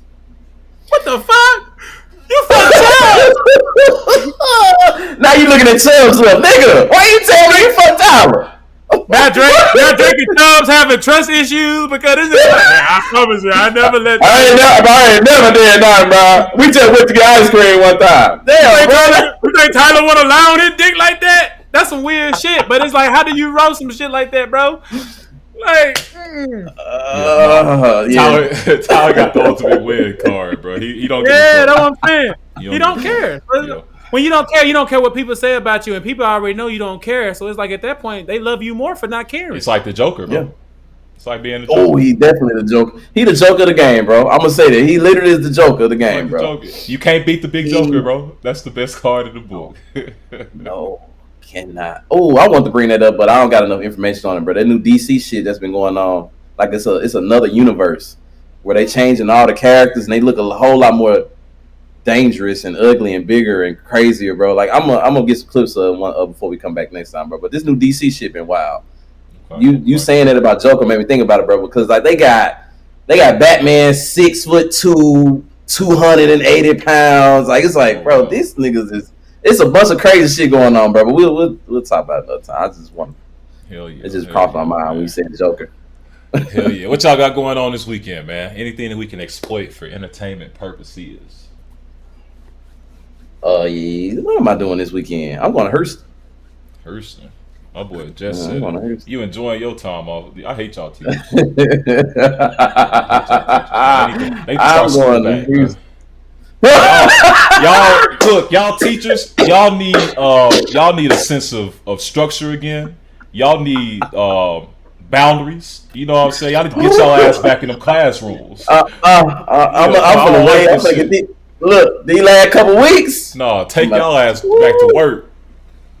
I ain't gonna lie. I done had teachers hit me up. Okay, so I don't even know if any of my coworkers watch the show, but I really don't care. I done had some teachers hit me up, and they was like, "Think about it. Yeah, man. Take a second." Oh, we good. It was like, man, we got these next couple of weeks coming up, Daryl. Why the fuck you reminding me? Like, don't tell me. Like, and they know it, and I say it just like that. I be like, and they be like, yeah, one of the parents told me the date of when we going back. I said, don't tell me. I said, I just want to wait till I get that email that it's time to go back. Once I get that email, hey, it's time to get back to work. That's when you got back. Yeah, for real. Like, and then also today, I'm letting y'all know this too. Today I was supposed to supposedly miss the show because some of the coworkers wanted to get together and have a happy hour drink. And I ain't trying to see y'all motherfuckers right now, man. No. I gotta see y'all in another 2-3 weeks. I don't care. I'm gonna be honest. I got 2-3 weeks, man. I'm gonna let these 2-3 weeks. Then we can start doing happy hour once we getting off of work and shit. But right now, I ain't trying to see y'all motherfuckers. I don't want to look at y'all, bro. I love y'all, but I don't want to see y'all motherfuckers. I don't even want to see the kids. I'll be honest. Ain't nothing wrong with saying that. They know how we feel. They know. At the end of the day, long as we get in there, do our job and respect. Yeah, they know they bad as a motherfucker. So why I'm gonna sit here and act? Stupid. I gotta block a kid every day on TikTok, bro. That's how bad they is, bro. I'll be like, bro, why are you even finding me? They come looking for you, man. You know how bad it is to be a teacher, and then you know what? Yeah, I'm gonna get on this subject right quick before we leave. You know, you become a teacher, and then they want you to make your life private. Bro, that's good. Oh my God, bro. Because I've been on this. I'm not going to change how I'm moving because I got students now. Yeah, like I'm an artist. I'm a music artist. Like I'm an artist. I sing. This is what I do. And the shit I sing about, that's what I tell a lot of parents when the parents be like, oh, so Mr. Morris, what type of music this to? You should have Nah, we separate that. I tell them straight up. They try to come to the shows. I said, nah, I separate this shit. Why? Because at the end of the day, if you don't just hear me out, I don't got time for you to hear me say this about what I do in this song with a woman or something, but you know I'm teaching your daughter. We don't know what kind of weird shit your parents be on. At the end of the day, too, I don't got time for me saying a certain word or me doing a certain thing, action, something that everybody do, just for you to judge me because at the next day I got to go teach your kid. Like, I don't have time for that. So it's like, oh my God, Mr. Morris. Oh my God. Like, yeah, you get what I'm saying? You know what? I'm gonna go ahead and be honest. I had a situation. This shit pissed me off, y'all, and it was during when we had our show. One of the parents, a parent, literally tried to get down like on me. And first of all, we don't mix that work shit with work. But I knew her daughter was finna graduate. So I entertained it a little bit. I was just like, okay, what you trying to do? Her daughter graduated, so I'm like, you know what? Yeah, what you trying to do? The girl seen one episode of the 3130 show, and she seen where you guys saw the stripper pole behind me, right? Seeing the stripper pole was like, yeah, I don't know if I can do this anymore. You seem like you fuck a lot of girls and this and that and this. I'm just like, you gonna judge me? But then at that point, that's when I started saying, you know what? I shouldn't have did that to begin with. That's not her problem. But no. But then that's when I started thinking about it. I shouldn't do this to begin. I shouldn't have done this to begin with. Because guess what? Now you got to worry about this bitch probably finna run and tell everybody else, hey, he got a stripper pole in the background. What are you doing with a stripper pole? Like, what's the fucking problem with having a stripper pole? And since you don't fuck a lot of women, it don't even matter who she tell, because you're not trying to fuck all those women. Exactly. That's why I get my shit off at the school. I'm not fucking at all. That's the crazy thing about it. It's like we just chilling, bro. If I got a stripper pole, literally, a stripper pole is just for if me and my woman, whoever my woman is, if she want to come in the crib and do it, that's what it's there for. It ain't got nothing to do with it. I shouldn't be mad. But the reason why I'm going so hard on this subject is because I'm a black man in a white black man Hispanic don't cheat. School. And they love to judge us too. They love to judge us because they over sexualize us, bro. They try to turn us into sexual objects for their own personal pleasure. But we ain't gonna go there today. We ain't gonna go there deep. I'm standing my ground on that shit, bro. I really don't care. I really don't care what nobody say out there, man. If y'all gonna hate on me, if y'all gonna hate on what I'm doing, at the end of the day, guess what? Mr. Morris lives a motherfucking like he lives a happy life. Like he's a human too. He does music. He loves to work out. He loves to go to the club with his partners, Big Nardo and Dre DeMarco. Whoa, buddy. I don't club anymore. Okay? I go to church and I go home. That's it. Hey. And he's a single young man who can, do what he wants. All I'm saying is everybody has their own life. That doesn't dictate what the hell is gonna happen when we get to work. Because at the end of the day, just like how them Hispanic motherfuckers, how they got the stereotype where them motherfuckers don't get drunk as fuck. But guess what? They know how to work once they get drunk as fuck. At the end of the day, they gonna do the job. You better expect me to know I'm gonna do my fucking job. We don't judge our tequila, bro. So don't judge our lifestyle, bro. Yeah, don't judge my lifestyle. That's all I'm saying. So that's all we saying, bro. I ain't gonna lie, I don't got no problem with them knowing. A part of me, bro. I be like, if you let your kid find me on TikTok, bro, that's a you problem. If your kid saw that girl shaking her ass in my TikTok video, that's a you problem. I got a whole. You need to go figure out why. I got a whole different name from my social medias than I do from they know. So they don't even know if they ever say, "Oh, Mr. Morris, what's your Instagram?" I typed in your name and I couldn't find it. Nah, don't worry about it, and you're not gonna find it. It's not my name. I just keep it straight up. You're not gonna find out, and I'm not gonna tell you because. And they only trying to find it to be messy and be on some kid shit. Get off my pages. That's it. You don't need to know about it. No, these parents be having group messages, and they sit there and they talk about literally. I know these parents be having group messages in different schools, and they just sit there and talk about teachers, either talking about how they teach, how they look. These parents is messy as hell. So and guess what? If they don't like you, they'll try to get you the fuck out of there. So that's why I said I stand my ground. I really don't get this. Bro, my mugshot was circling before I even made it to the school I was just at. I wonder why. Yeah. My mugshot was circling because of some messy teachers before I even got there. Because, it was a white dude leaving from the position that I had. So it was like, oh, this is about to be our new music teacher, but look at this. I'm like, bro, why are y'all so concerned? It was more like why was that person? And I remember that person. Yeah, and then the student looked it up. And then the students got a hold of it. And then it became, I was like, yeah, bro, y'all wildin', bro. Like, hey, bro, the teacher shit become way too personal. Listen, bro, that's why I told you when you started your porn career to use a mask and you decided not to. Now you got to deal with the consequences of it. So. I didn't listen. He did say that. He did say that. Use a mask, bro. You want to be on OnlyFans? Just put a mask on. But your ass want to get on there and show face, bro. So tattoo wide out there, and I said, dang, they gonna see that. And deal with it, man. Deal with it. It's okay. Hey, shout out to Jarvis DeMarco and his OnlyFans, man. Make sure y'all subscribe. Find me on OnlyFans, Jarvis DeMarco. We getting wild, baby. Jarvis DeMarco. OnlyFans / Jarvis DeMarco, the teacher. Peace. Cut it out. No. We done. For all your role play services, hit my dog up. Hey, man, we out of here, bro. This has been another great episode of the 3130 Talk Show, episode 20. We out of here, man. Do say. Peace. Yes, sir.